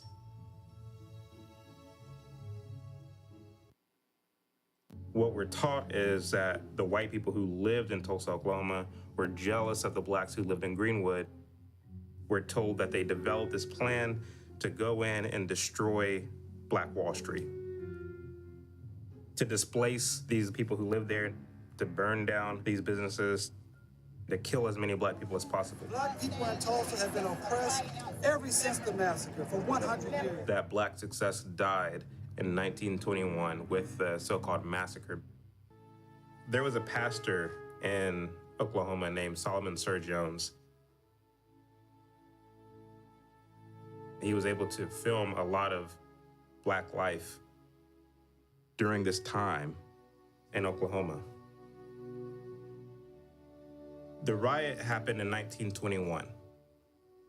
1925, according to Solomon Sir Jones's footage, Black Wall Street was built back. And what you see is life as usual. After this so-called massacre. And then you fast forward even to the 1940s, you see the same thing. Successful, happy, well-to-do Black folks. They didn't tell you that, did they? They refused to. And that Solomon Sir Jones footage was from exactly August 20th, 1925. And in that footage, it was called the National Negro Business League Parade. And this parade didn't just happen in Tulsa, Oklahoma. According to reports, by the way, the National Negro Business League started by Booker T. Washington, by the way. Such parades were in Boston in the 1900s, year 1900, Chicago 1901 and 1912, Richmond 1902, Nashville 1903, Indianapolis 1904, New York 1905 and 1910, Atlanta 1906, Topeka 1907, Baltimore 1908, Louisville 1909, Little Rock 1911, Philadelphia 1913. When we return, I'll tell you even more damaging evidence about the lie. Let's get another check of weather and traffic. Mark Christopher is in the BPS Traffic Center. Hey, Mark. Reese, thank you very much. Well, if you're heading 91 southbound, coming into Hartford, delays 34 down to 32 IMB. And again, another slowdown down by exit 28. Another bump again as you approach 19 in Meriden. Northbound 91, that moves well. Cromwell through downtown. You are seeing a little slow traffic up by 36 Park Avenue in Windsor. On the westbound side of 84, slows East Hartford, 56 Governor Street out to 45 Flatbush Avenue. 84 eastbound slowing about a half mile before 46th Avenue into the tunnel. A little tight again out by 59 in the 384 interchange. You'll lose some speed again between 61 and 63 as you move through Manchester on the eastbound side of 84. If you're traveling to westbound, delays by 4A in Glastonbury, and again 1D up to the 84 West merge. 3 northbound delays from the Putnam Bridge up to exit 13B and C heading to the Route 2 ramps. Both sides of 9 heavy in Middletown heading toward the Aragoni Bridge. 9 northbound slowing in Berlin 32 up to 36 in New Britain. Westbound 84 is a little tight as you approach the Mixmaster in Waterbury. And 95 southbound is slowing 46 to 44 in New Haven. Southbound side of the Parkway, you've got delays as you move from exit 60 down into the West Rock Tunnel. Traffic and weather together on the 8's WTIC News Talk 1080. Brought to you by Staples. Your local Staples has hot deals and super low prices throughout the store on everything for your business. And right now at Staples, save up to $125 off your print order. Exclusions apply. Visit staples.com/print for details. Ends 9/13. And save even more with the Easy Rewards program at Staples. WTIC Well, weather. not too bad out there this afternoon, despite the sunshine giving way to increasing clouds, remaining dry and comfortable with those temperatures. High 75, partly to mostly cloudy tonight, low 50. A brief shower or two cannot be ruled out tomorrow, but much of the time should be dry under a mostly cloudy sky, high 70. Then clearing tomorrow night, low 53. Nice weather on Thursday, lots of sunshine and warmer with a high of 81. This is meteorologist Ka Erickson, WTIC Weather Center. WTIC is celebrating 100 years on the air and 100 years of serving Connecticut. This is WTIC and WTIC FM HD2 Hartford, an Odyssey station. It's 5 o'clock, Hartford temperature 72 degrees. Good afternoon, I'm John Silva, WTIC 1080 News. Primary day today in Connecticut. Elections include a battle to fill the council in the town of Bloomfield. That's where WTIC's Dave Mager has been this afternoon. Here at the Wood Center, sparse turnout for an off-year primary election, but the competition for town council has been intense among Democrats. Slate A features candidates associated with former Mayor Danielle Wong, who resigned over the summer. Current Mayor Tony Harrington is in that group. Then there's a slate very critical of the current council over the budget and more. Slate B includes a couple of former mayors, Sidney Schulman and Suzette DeBeetham Brown. Critics and defenders of the current council have been active online, sniping back and forth. The members elected today will choose the next mayor. In Bloomfield, Dave Mager, WTIC 1080 News. 21 cities and towns across our state are holding primaries for mayor, first selectman, the council, as you heard from Dave, and also Board of Ed, among other municipal offices. The polls are open until 8 this evening. In West Hartford, police are investigating an apparent hit-and-run crash from this morning involving a bicyclist. Around 7 o'clock, officers were dispatched to the area of Albany Ave and Lindy Lane. They say the juvenile male on the bike was alert and conscious when emergency personnel arrived on scene. He was taken to the hospital with non-life-threatening injuries. Detectives say the driver of the vehicle that hit the cyclist sped off, last seen headed east on Albany Ave. The suspect vehicle described as a dark-colored SUV or hatchback. Health and Human Services Secretary Robert F. Kennedy Jr. is out with his so-called MAHA report. A lot of these 128 recommendations are things that I've been dreaming about my whole life. I've been working for in congressional campaigns and presidential campaigns for other candidates. And they get into office and they say, well, we just can't do it. The report includes what it calls vaccine injury, which some say is not supported by science and is triggering concerns about vaccine misinformation. Also names ultra-processed food and chronic stress as contributors to chronic childhood diseases. Census Bureau report shows incomes barely rose for many Americans last year. The Census Bureau report finds that the median inflation-adjusted household income was just under $84,000, a 1.3% increase over the previous year's just under $83,000. That reflects very little change from 5 years ago, just before the COVID pandemic began. The median inflation-adjusted income rose over 5% for Asians and Hispanics last year, while black income dropped 3.3%. That's CBS's Allison Keyes. 6 years behind bars for a Bristol man for trafficking fentanyl and money laundering. New Haven judge today handed down the sentence against 31-year-old Terry Collins.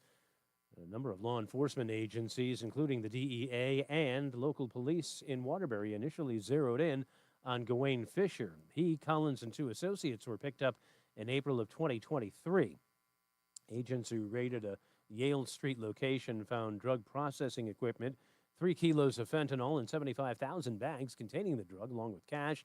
They also find $175,000 at Fisher's Waterbury residence. During the investigation, Collins was also found to have defrauded the Paycheck Protection Program for COVID-19 relief. Fisher was sentenced to 18 years in prison earlier this year. Wall Street, the Dow gained 196 points today. The NASDAQ was up 80 and the S&P up 17 points. For these stories and more, go to WTIC.com. I'm John Silva, WTIC 1080 News. How did you get your tripping brake fast? Ayala Home Services, same day electrical. I gave them a call and they had a technician on their way. They even sent the technician's real-time location so I knew when they would be here. Did you say same day? That's crazy. If you need same-day electrical, call, click, or text today and say hello, ALO. Call for details. License number HIC 628926, P102776888, S1041347, D104014665, S3308699, SM3004646, E1185643. Why choose Affordable Baths? Because they're the only ones that give you the price up front. The other guys don't. The other guys install roofs, siding, windows, and doors. Affordable Baths installs bathrooms, just bathrooms, and they use Kohler fixtures. The other guys don't. Affordable Baths has a showroom that you can see, feel, and touch what you're buying. With the other guys, you'll never see your salesperson after you sign the deal. At Affordable Baths, they're with you every step of the way. So the question is not why would you buy. Here we go. It's when will you work with Affordable Baths. Keep it affordable at affordablebaths.com. The hour that packs a punch. It's Reese on the Radio on WTIC News Talk 1080. No Hollywood news today, other than the fact that my wife is watching Lilo and Stitch for the third time. So she got this thing. She got Disney Plus, and I guess it came with a package of some sort. And so she's been watching these Disney movies over that. I guess that's her thing. You got to let girls be girls. That's all you can do. When we come back, I have more on this story as it relates to Tulsa, Oklahoma. And it's the part that's really, really bad about all of this. And I'm going to read this part before I play the last video clip in the next break. What actually did damage to Tulsa, Oklahoma? It says urban renewal and highway construction. In the 1960s and 70s, federal and local policies under the Federal Aid Highway Acts targeted Greenwood as a blighted area. The construction of the inner dispersal loop, including Interstate 244, displaced hundreds of homes and businesses through eminent domain with compensation below market value. This fragmented the community, leading to a sharp drop in black home ownership and business visibility. For example, survivors like Mabel Little lost rebuilt properties in 1970s. Now, what caused it to be a blight, according to these folks? Believe it or not, integration. They also write in the research, post-1954 Brown versus Board of Education and into the 1960s and 70s, desegregation allowed black residents to shop and work outside of Greenwood, reducing patronage for local businesses. Meanwhile, white-owned stores began serving black customers, intensifying competition without reciprocal benefits for Greenwood entrepreneurs. So while blacks were allowed to leave the area and shop everywhere, which is, again, a good thing, if they find, maybe they're selling something over here that I like, that competition ends up hurting the entrepreneur where everyone was segregated too. Just saying, reading the facts. Let's get another check of weather and traffic. Mark Christopher and Carl Erickson's got weather. They're in the BPS Traffic Center. Hey, Mark. Hey, Reese, thank you very much. Well, if you're heading in Hartford right now, south of 91 delays approaching 33 down to 32 IMB. Another bump down by exit 28. A little slow again, 19 to 17. In Meriden, northbound 91, running a little slow now as you move between 35 and 36 in Windsor. Westbound side of 84 slowing just after 56 Governor Street, and it's tight out to 45 Flatbush Avenue. 84 eastbound's tight, approaching 46 Sisson Avenue down to the Bulkley Bridge. A little slow out by the 384 interchange. Again, some slow traffic from 60 out to between 62 and 63. An accident reported out there. Now, if you're westbound 84, you got delays. East Hartford 1D up to the 84 West merge. 2 eastbound slowing off of I-84 out to exit 3. 2 westbound slowing by 4A in Glastonbury. 3 northbound in Glastonbury slowing on the Putnam Bridge up to exit 13B and C. 9 north and southbound slowing at the Aragoni Bridge. 9 northbound slowing again in Berlin by exit 32 up to exit 36 in New Britain. 84 westbound Waterbury delays 23 into the Mixmaster. Traffic and weather together on the 8's WTIC News Talk 1080. This report is brought to you by Moderna. Mnexspike COVID-19 vaccine mRNA by Moderna has arrived. To learn more and find it near you, visit mnexspike.com. That's MNEXSPIKE.com. WTIC weather. really not too bad with the weather here over the next several days and to round out the week. Now, as we go through the evening and overnight hours, that cloud cover will be on the increase or down to 50 for a low. A shower may sneak in toward daybreak, and there might be a spotty shower around tomorrow as well. Otherwise, probably more clouds than anything else, keeping our temperatures on the cool side up to 70.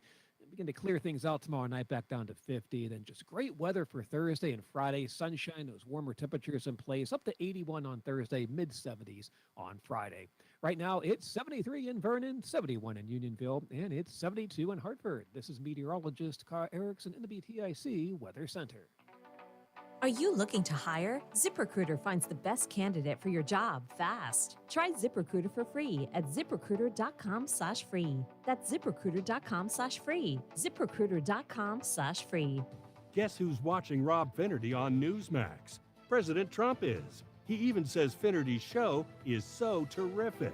Millions are joining President Trump to watch Finnerty every night at 8 p.m. Eastern on Newsmax. All this week, Rob looks at the media's war on President Trump. Rob gives you the facts about the National Guard in cities like New York, Chicago, and Los Angeles. He tells you the real truth about the Jeffrey Epstein files, and he reveals the big media's agenda on Trump's health. You need to watch Rob Finnerty on Newsmax. Check out your local cable system. Newsmax is on all major systems. Or download the free Newsmax app. It costs you nothing, and you can watch in minutes. Finnerty is the fastest growing primetime news show in America. Find out why even President Trump is tuning in. More than 40 million Americans go to Newsmax for news they can trust. Because we are real news for real people. Here's a few questions for you. From California. Do your workdays seem to go on forever? Is your career progression as fast as downtown traffic? Or does your boss still not know your name? Hey, you, Tina, Lisa, Sheila, whatever. Get that report to me by lunch, okay? It's Carrie, ma'am. Just get it done, Terry. It's time to read the career warning signs and talk to California Psychics. We're always on hand to give you the career guidance you need. You see, we only connect you with the very best. In fact, 98% of the psychics who apply to work with us don't make the grade. That's why we can guarantee if your reading isn't life-changing, it's free. So you could soon be telling your boss where to stick. Where are you going, Terry? Terry! Experience the joy of certainty. California Psychics. Call 1-800-PREDICT today and get 20 minutes for just $20. Oh, hold still. This is only going to hurt a little. It's Reese on the radio on NewsTalk 1080 WTIC. Yeah, as I was going through this stuff, more and more, the part that really, really made me upset is I kind of feel like there's so many people who have been duped, myself included. I can't even speak for everybody else. I have been duped into all of this. And it's not like people didn't talk to me before. It's just I avoided it like the plague. And now I'm going over all of this stuff, and it's more and more. It's just really, really upsetting. Just stuff doesn't make sense to me. And when it didn't, I never really questioned it. I knew it was a third rail. I got it. It's always the third rail.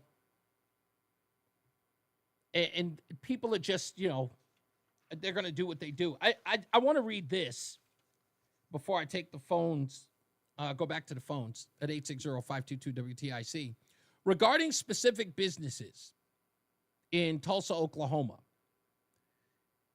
C&B Bottling Works was a beverage manufacturing facility on Archer Street. John and Lula Williams Auto Repair Garage was another one that was noted here. There were some oil-related companies that were in this region as well. I went through some of the other industries that were listed in all of these national Negro business leagues that were being promoted. And some of these entrepreneurs did everything. Everything. I make fun of this, and I've known to make fun of this. I'll tell people in the black community all the time when I'm out and about and being in the neighborhoods that I've been in, And I was like, oh, we don't need another clothing line. Okay, brother? Yes, barbershops and beauty shops are all well and good, but you know what? Can we get somebody to start an HVAC company? Can somebody start a plumbing company? There are plenty of other industries you could start. You could be an electrician. And some people say, well, we don't have the capital to do that. The conditions back in the 20s were far worse, far worse. And people owned those industries, flourished even. I mean, why was it called Black Wall Street? Right? Because it was flourishing. And we were led to believe that it was just this one model, just one. And once that was destroyed, it was nowhere else. But here it is. The evidence is all over the place. It's everywhere. It's a simple search. Boston, 1900. Boston had one of these parades. Chicago, 1901.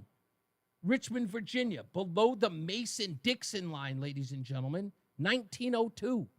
Nashville, 1903. Indianapolis, 1904. New York, 1905 and 1910. Atlanta, 1906. Topeka, Kansas, 1907. Baltimore, 1908. Louisville, 1909. Little Rock, Arkansas, 1911. Philadelphia, 1913. And other groups up to the 1920s and beyond. These gatherings often included symposiums, speeches, and displays of economic progress. But documented industrial parades like Tulsa are less common and primarily noted in Oklahoma. A comparable industry parade took place at the National Negro Business League's 15th Annual Congress in Muskogee, Oklahoma, from August 19th till the 21st in 1914. It featured a bustling procession that impressed Booker T. Washington, highlighted local black entrepreneurs and enterprises, its professionals and community resilience, in a format that was similar to the Tulsa event. The parade included a symposium of participants from across the country, such as J.T. Walton out of San Antonio, Texas, Scott Bond out of Forest City, Arkansas, Fred Moore of New York City, emphasizing themes of entrepreneurship and self-reliance. Let's go to the phone. Simsbury Joe, what's up, buddy? Hi there, Reese. I'd like to talk about the Tulsa thing, but I just saw something that has me pretty upset. Okay. So I'd like to talk about that. So you were talking about the whole X Twitter thing before, and I happened to go on X, and some people have posted the complete video of what happened on that train in Charlotte. I've seen it. It is, when you see her keel over, it is just so heartbreaking. Mm. And I will say this about myself. Normally when I call, I'm very certain about what I say, very certain about what needs to be done about it. Today, I'm not certain about what needs to be done about what I'm going to say. Okay. That animal. Okay. And should not have been out in public. And I don't know what we need to do, but at the risk of sounding like a liberal, we need to do something. We need to start holding judges and politicians responsible, depending on the situation, for this guy being out on the streets and doing what he did and what I just watched on video. Yeah, you know what's so funny, Joe? I saw that someone posted something similar to what you just articulated, and you know what? Think about the immunity of a judge who, in essence, I mean, the power that judge has in their hands with that perpetrator, with everything that he has done. And when you talk about the volatility of this man, this was a person that his own mother said had to be put away. In one case, he had beaten, pulverized even was the description, his own little sister. There was no telling what this person would do to a stranger. To have a judge with that kind of power allow this man to go out and this be the result, how do you not want to hold judges responsible? And the thing is, I'm sure there are people that are listening to this and they're saying, oh, we can't do that. There's no way to do it. How would we ever do it? And that's why I don't know the specific way that it needs to be done. But I'll talk to those people right now. If I was a bartender and I served someone that one extra drink and they went out and they ran their car into someone and killed them, I could be arrested for murder.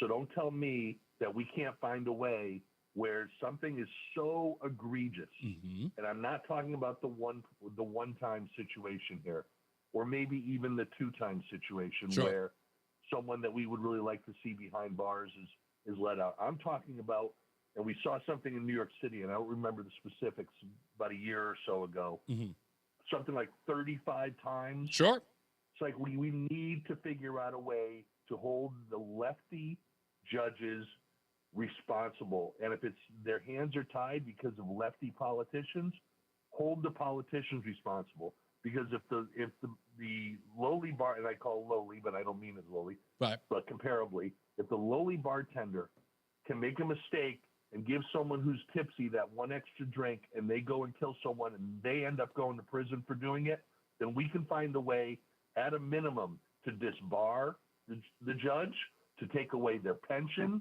to do something. Can I appeal to the better angels of liberalism in your summation? Can I, because I think this would be, because you're talking about that one bartender that gives the extra drink, but let's go to the holy grail of liberalism: gun manufacturers. Yeah. Right? Yeah, I mean, that's usually exactly where they go. That's always been the case. Hell, the NRA has always got blood on its hands at every school shooting or any mass shooting for that matter. They always go to the people who aren't responsible. So in this case, even with what you're saying, the judge has far more culpability than the NRA does, and people don't bat an eye at blaming them. And people they'll fall back on this whole thing of, well, what happens to our society and our legal system? Do we want to influence them like that? And again, I'm not saying that we need to influence them on things that are open to interpretation and by different people in different ways. I'm saying when you get a situation like that, or that thing that happened in New York City, it's not open to interpretation or misinterpretation other than by people who are out of their freaking minds. So at that point, we need to do something. Yeah, agreed. Thank you, sir. I appreciate it. And again, I agree with you. I think you're right. You know, if we look at this in the same level, like this is commonplace. Somebody's got to be held accountable. And if we go that route with the NRA, if we go that route with gun manufacturers, this person, we know that a judge is faced with how many times this guy has been hauled into the courtroom for something egregious he has done, and they took another opportunity to release him to the world and putting him in harm's way. It was like putting out a loaded weapon, onto the public. All based on a written promise to appear yes. again. And do you promise? He's appearing again. Wow. Yeah. Thank you, man. That's such a way to it's such a good perspective. All right. He's from there, so let's get into it. So I'm a shock jock. No, I think you've got to. But I don't say no. That's what you called me. I'm trying to up my ante, if you don't mind. You called me a shock jock, didn't you? Yeah, because the fact that I heard the word hoax and other things being thrown about, and then after just a few years, after the riot, which in my view is a massacre, because when you have the Ku Klux Klan, the Tulsa County sheriffs, and others using machine guns. Was it a riot, sir? It was a massacre. Was it a riot? Absolutely. Of course. Thank you. That's all I need to know. So wait a minute. So we get further away from, hold on. We could have called it, wait.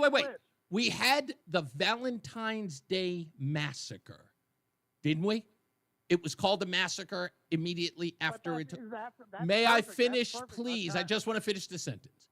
It was called a massacre immediately after the events. Why? Because the people in that during that altercation, that murder, were massacred. They were not able to rebuild, sir. They were not able to rebuild.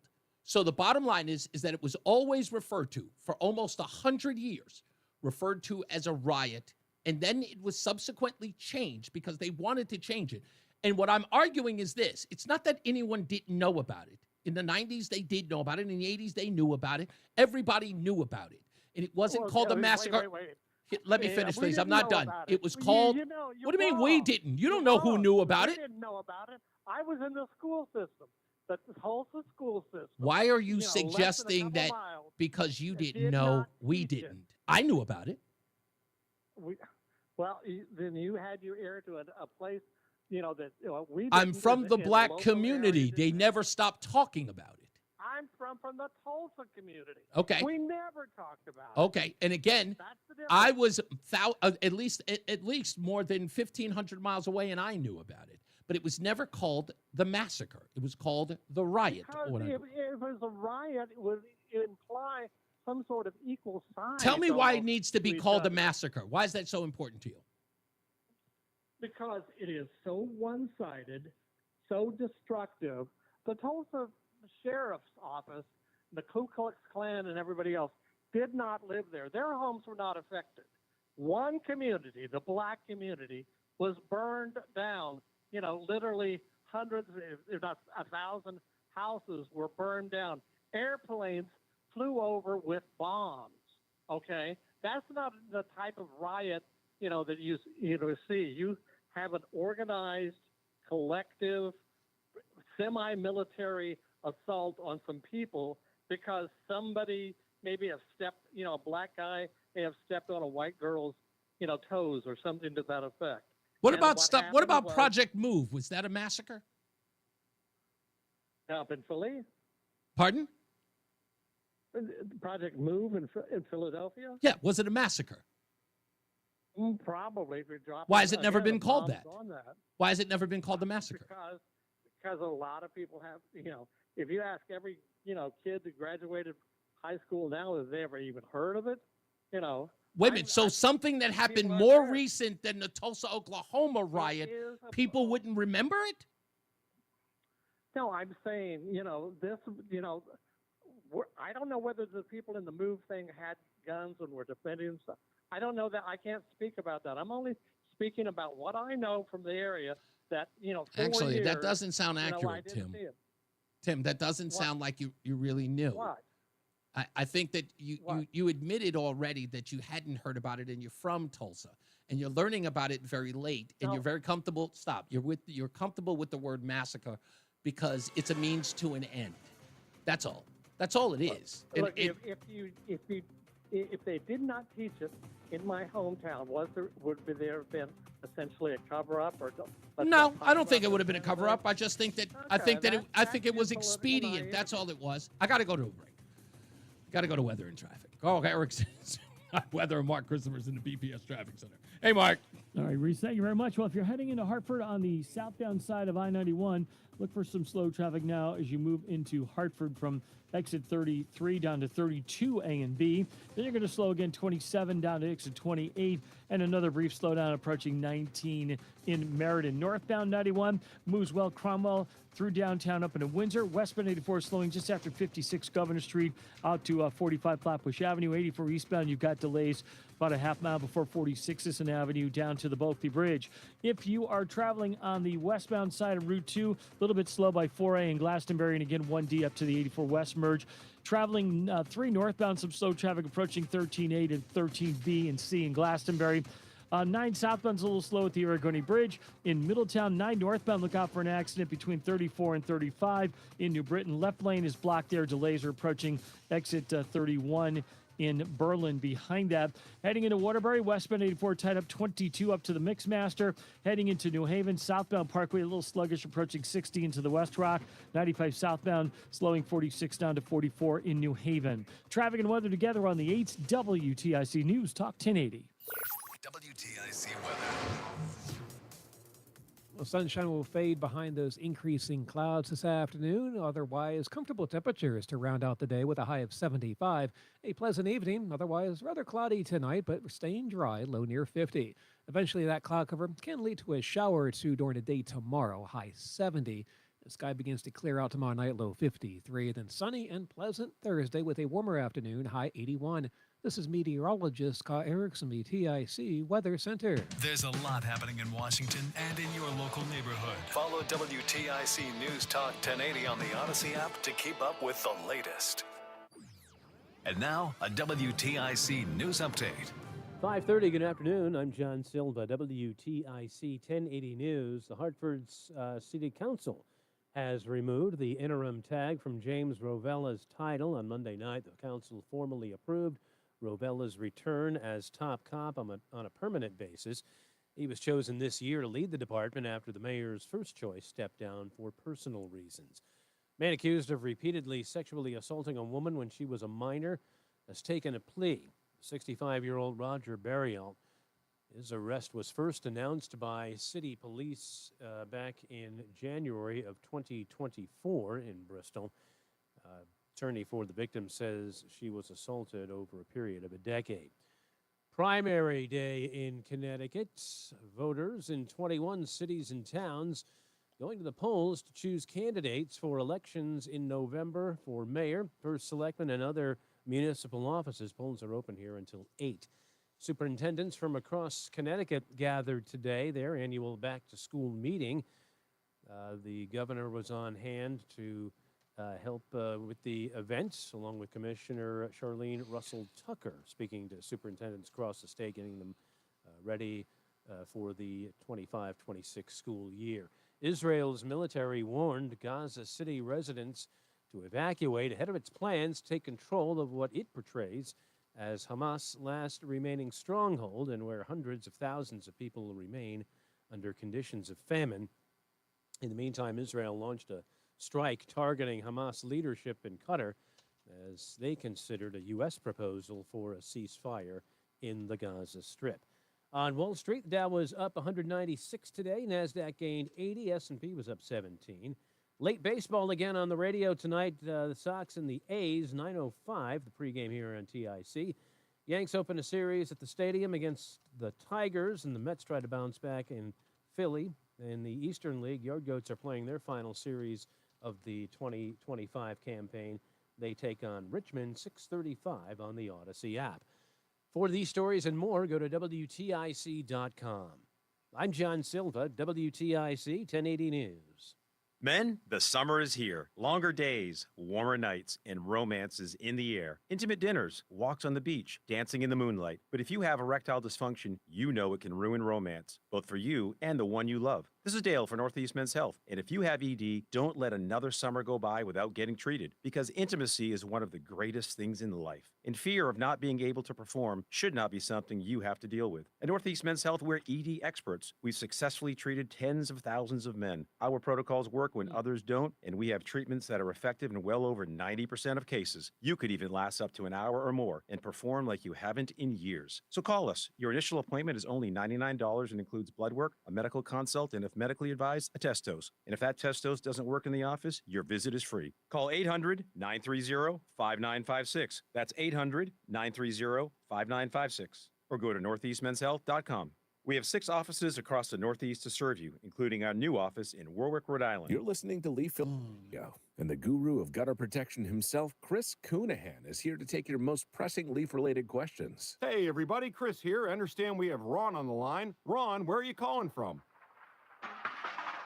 Uh-oh. Ron, are you calling from a ladder? Well, I was.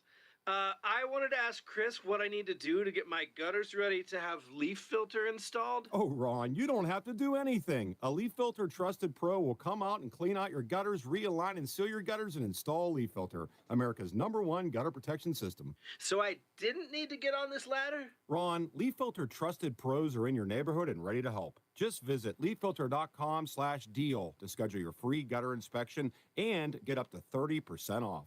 Thank goodness. What was that site? That's leaffilter.com/deal for your free gutter inspection today. See representative for warranty details. Promotion is 20% plus a 10% senior or military discount. One discount per household. The Odyssey app lets you jump back to the moments you missed from WTIC News Talk 1080. Download the free Odyssey app, search WTIC News Talk 1080, and tap earlier today to get started. Yeah, it's time for What Had Happened Was. And today we talked about the opening monologue, I should say, was about the death of Irina Zarutska, and people's obsession with the mainstream news media not covering it. Please check that out by going to the Odyssey app. I also talked about the mocking of Connecticut, the Christopher Keating article talking about how Connecticut's trying to find its footing or its identity. I still don't understand that, why it keeps trying to change its identity, but I talked about that a little bit as well. No Hollywood news today, but on tomorrow's program, we're going to talk about Aaron Siri, the attorney, his testimony at the Senate Homeland hearing on public trust in vaccines. There were a lot of bombshells in that testimony, as well as some embarrassing back and forth between he and Senator Dick Blumenthal. We'll have all that audio and a breakdown of all of that later on tomorrow as well. Of course, we're talking about the Tulsa, Oklahoma massacre, as they call it. And the only point that I'm trying to make here, it's not up for debate. You can't get further away from it, change its name, and then expect everybody to just go along because it has to be called a massacre. Now, I want you to pay very close attention to this, okay? When you hear that desperation out of the left's mouth about calling it what they want to call it, and then you ask, why is it so important, and they can't articulate it? That's the problem, because they're hiding something. Language is important to them. Calling something something is about something else. It's always been a riot until it became something they could use. Now, I'm going to say this again. Ignore it if you want. But you have to understand why this racial cudgel is what it is, for three reasons: moral superiority, political advantage, and financial gain. That's all it's ever about. And it's always definitely two of them. Even if they can't get anything financial from it, the average schmo who reaps no reward from that financially has the other two: political and moral superiority. Because again, calling the thing that they want, anything that you call otherwise, you get maligned for it, like being called a shock jock. I just can't call it what it's always been, a riot. It's absolutely dire you call it a massacre. Dire. Can't explain why. It's like asking the questions like, why do I have to call a transgender a woman? Because they are. Yeah, but why? Another check of weather and traffic. Mark Christopher's in the BPS Traffic Center. Hey, man. Hey, Reese, thank you very much. Well, if you're 84 westbound coming into Hartford, you're looking at delays approaching the Bulkley Bridge, and you're going to stay tight out to 45 Flatbush Avenue, where you'll open up. 84 eastbound slowing about a half mile before 46 Sisson Avenue down to the Bulkley Bridge. Southbound 91 slowing 33 down to 32 IMB, and again 27 down to exit 28 in Hartford. On the northbound side of I-91, look out for an accident on the northbound side right by exit 29 for the Charter Oak Bridge exit. It looks like it's backed up now to exit 25, 26 in Wethersfield. And the accident looks like it's on the northbound side, just north of exit 25, 26, and it looks like it's taken out the left lane. So that's the delay with that. If you're traveling on Route 2 eastbound, that looks good. 2 westbound slowing 1D up to the 84 west merge. 291 through 84 okay east of the river. 9 southbound's a little slow at the Oregoni Bridge. 9 northbound, we have an accident between 34 and 35 in New Britain. A left lane block delays are back to 32 behind that. If you're heading into Meriden, 91 southbound delays 19 down to 17. And southbound 95 delays 46 down to 43. In New Haven, 95 southbound, 15 southbound, you got delays approaching 60 down into the West Rock Tunnel in New Haven. Traffic and weather together on the 8th WTIC News Talk 1080. Brought to you by the CT Insider. Explore more at ctinsider.com. There's more to Connecticut with CT Insider, a hometown behind every headline. With every issue, investigation, or interview, there's more when you're following from the inside. Visit ctinsider.com for more. WTIC weather. Right, very comfortable right through this evening and on the dry side as well. Now the cloud cover does About gay increase marriage. She's overnight. saying That that can lead to a shower toward daybreak down to 50 for a low. And she's not a kind bad of, day, rain and I said, expected tomorrow, but you're there'll be a wanting shower people or to two around, a lot of cloud cover, keeping our temperatures on the cool side up to 70 for a high. Then that cloud cover clears out tomorrow night, back down to 50. And beautiful weather Thursday. Lots of sunshine, warmer, high 81, and not too bad into Friday as well. Lots of sunshine, highs in the mid-70s. Right now it's 73 in Burlington, 71 in Rockville, and it's 72 in Hartford. This is meteorologist Carl Erickson, the TIC Weather Center. Sponsored by Progressive Insurance. If you are a renter, make sure you're protected. Renter's insurance includes options that cover stolen property, personal injury, and living expenses if your place is damaged. Quote renter's insurance at progressive.com.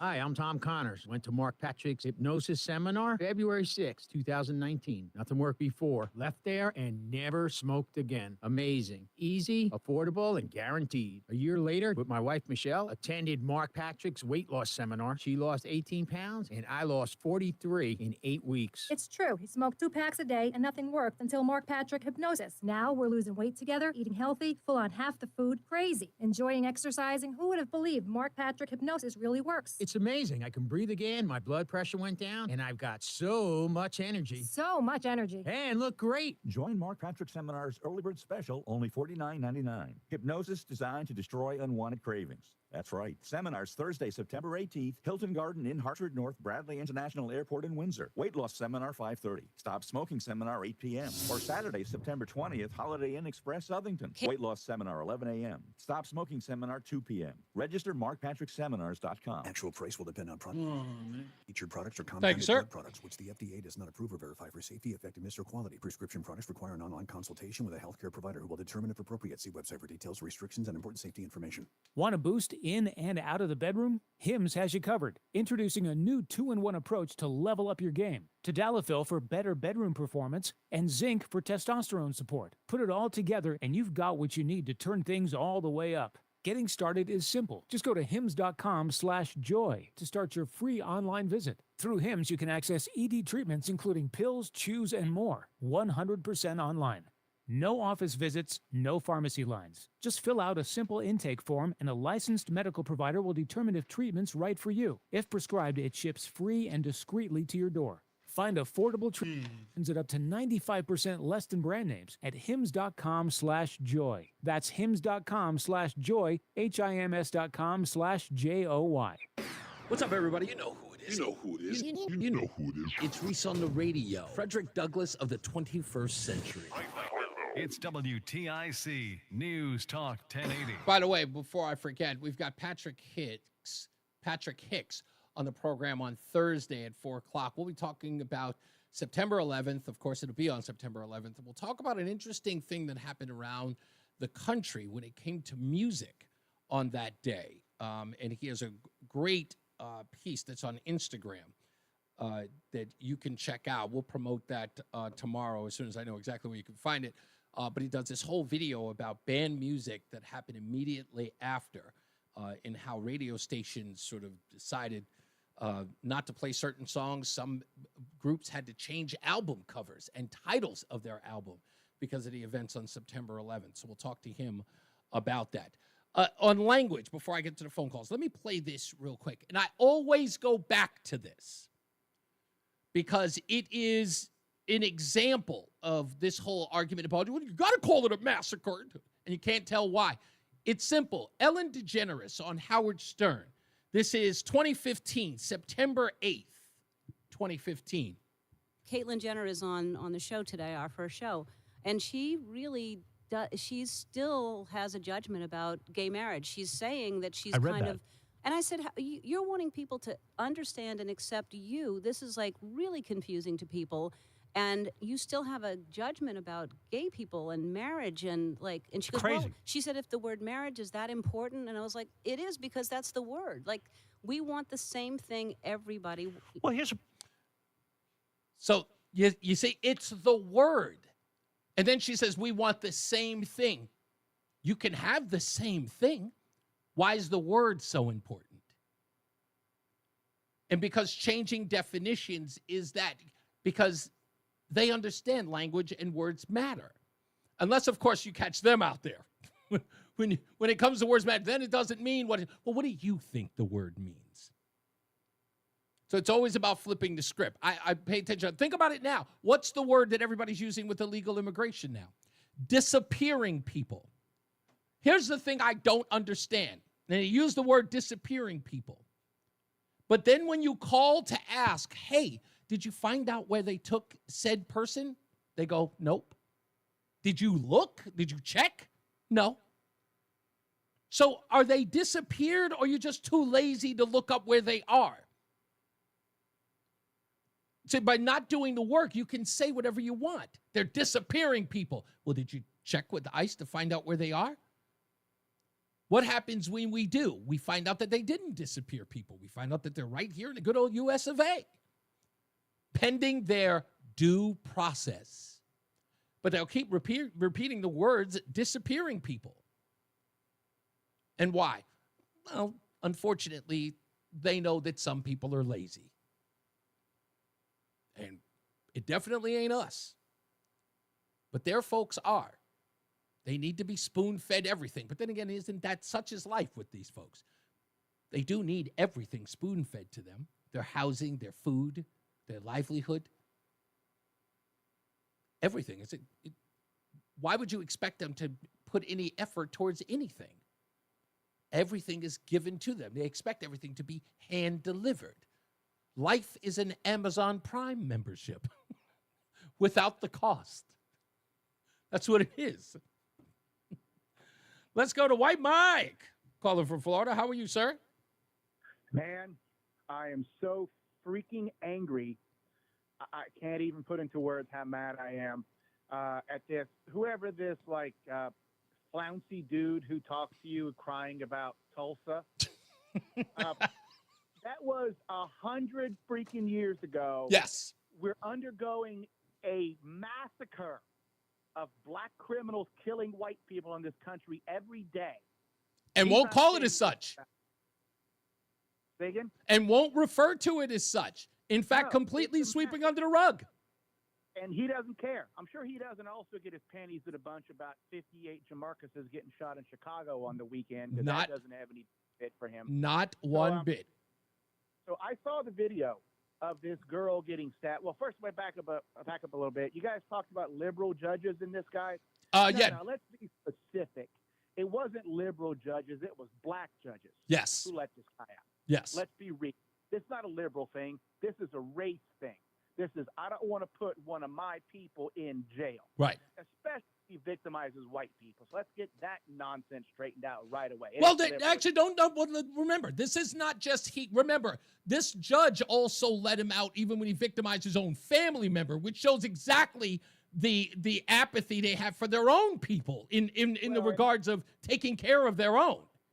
And reports are that this judge also owns a counseling organization that counsels people instead of putting them in jail. So she's got a conflict of interest. Sure. But what gets me, dude, is I just watched the video of this stabbing on the train. What nobody's going to say, they said, oh, yeah, nobody wanted to help her. Everybody around who saw this happen was black. Every single one of them.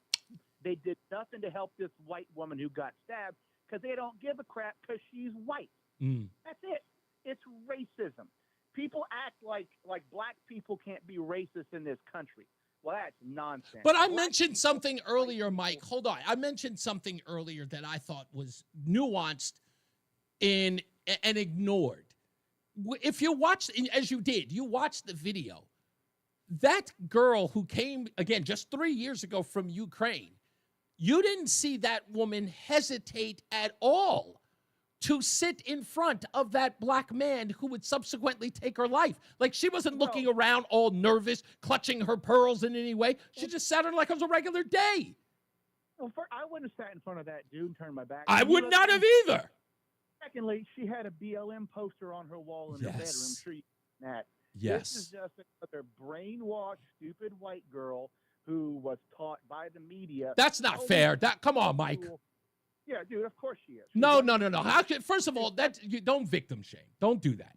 Don't do that. No, I'm not victim shaming. I'm just saying she was a stupid white girl who had no idea of the jungle she was in. That's not shaming. She was stupid. What? Okay, so you're saying that she had been there for 3 years going back and forth, and she had no incident? You don't think that she at all was ever concerned about her well-being?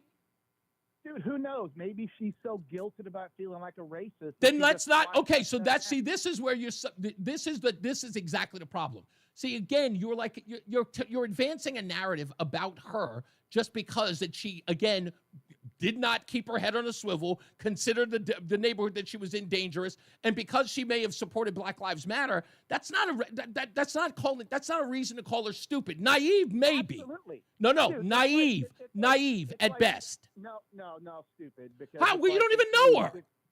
No, she had a BLM poster on her wall. She's a moron. That's ridiculous. That is ridiculous. I'm just saying that part is ridiculous, and it's semantics. I mean, not even semantics. It's just conjecture at best. Nobody knows what her mentality was. In my view, this is what I'm saying. In my view, as an individual, the woman goes on a light rail and she sits in front of this guy. Again, maybe you can look at this like this wasn't the same as walking down a dark alley in a bad neighborhood. She was getting on a well-lit, clearly populated light rail train and sat down like any other day that she had probably done in her life. You can't call that stupid. Sure. If she walked into a cage full of rabid pit bulls wearing steak underwear, she'd be stupid. She's a moron. That's not the same thing. That's not the same thing. But anyway, so the solution to this is we have to start lobotomizing people. We have to, these people who are... Lobotomy is a bit extreme, but go on. Go ahead. I'm listening. They said this guy was schizophrenic, and they let him out, and everybody cries about mental health. It's always mental health. It's not just that he was a violent a-hole, right? But if he's crazy, let's put him in a room, let's put an ice pick in the corner of his eye, scramble his frontal lobe, and neuter him. If he's a drooling moron, he's not going to be killing people. Yeah, I thought we got to fix him. Fix him with lobotomy. I thought that Greg Gutfeld made an impassioned point, and he's made this several times about incidents like these, especially when we saw in New York that, these homeless guys were pushing girls in front of subway cars, and oncoming subway trains and things like that. And what he was noting was, and again, it is worth noting, that these guys knew. They keep talking about mental illness, but the people these individuals keep going after are people who cannot, if not would struggle to defend themselves against a guy who's twice their size and weight. They always seem to go after women and people who are vulnerable. That's not a psychotic person. No, it may not be that they're mentally ill. It may just be that these are people whose ultimate genetic max capacity was to be field hands, because they've got 80 Qs. Where does that come from? They've got Mike, IQs of 80. This. Hold Go on. ahead. If this guy's got an IQ of 80, you're expecting him to function in a world that's not set up for people with IQs of 80. He's gonna feel weird and freak out. If this guy had a nice job where he was, picking cotton or picking soybeans or something, and he had no stress of the modern world, this wouldn't happen.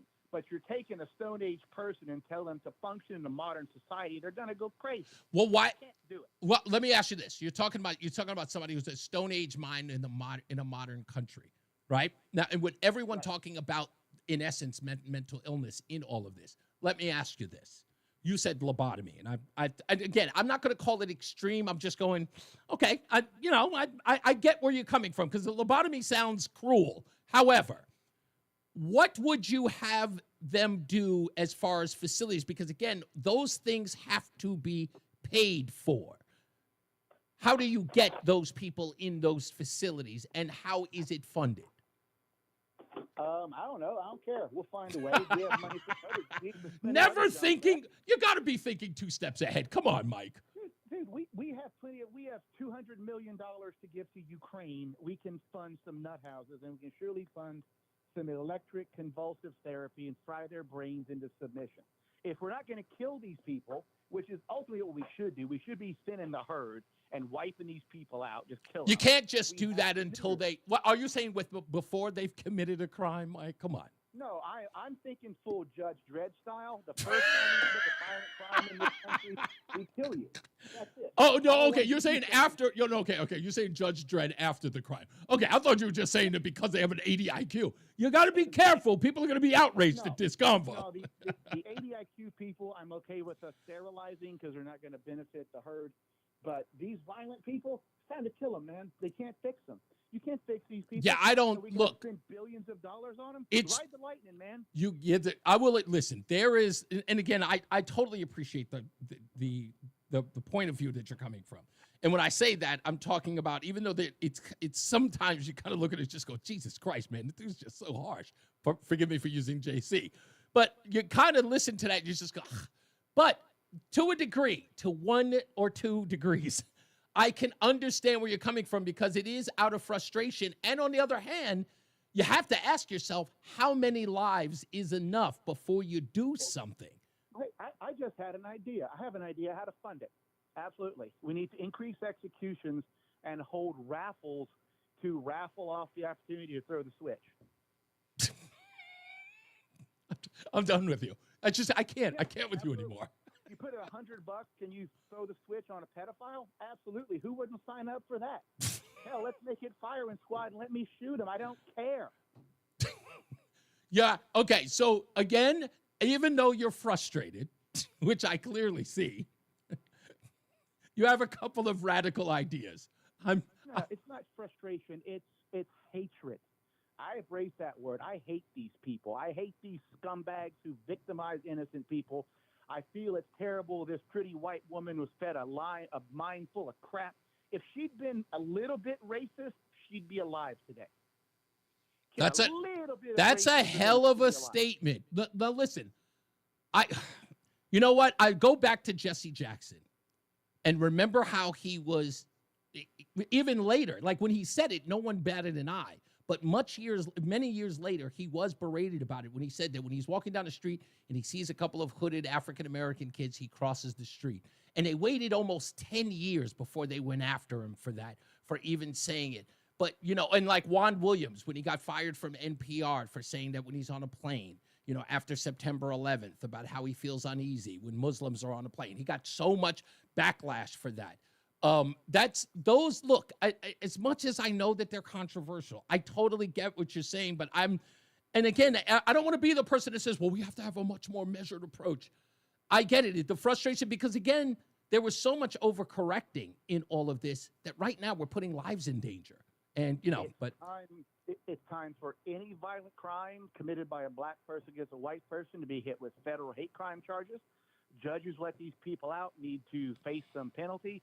And if I'd been on that train, I'm not saying I'd have saved that girl's life because you probably couldn't, but he wouldn't have drawn breath after that. I'd have killed that son of a beast. Yeah, I hear you, boss. We got to go. Thank you. As I always say, radio is free, so we thank you for paying attention. Remember to keep JC in your hearts and in your minds. Sean Patrick, we love you and we miss you. Remember that panic is not planning, so plan your work and work your plan. Me, I'm Reese on the Radio. Send your complaints to reeseontheradio.com. You have a good night and a pleasant tomorrow. We'll see you back here next time. As they used to say, if there is a next time. Let's get to Mark Christopher. He's in the BPS Traffic Center. How we doing, sir? All right, Reese, thank you very much. Well, if you're 91 northbound, look for some delays 27 up to 29 for the Charter Oak Bridge. Southbound. All right. 32 A and B.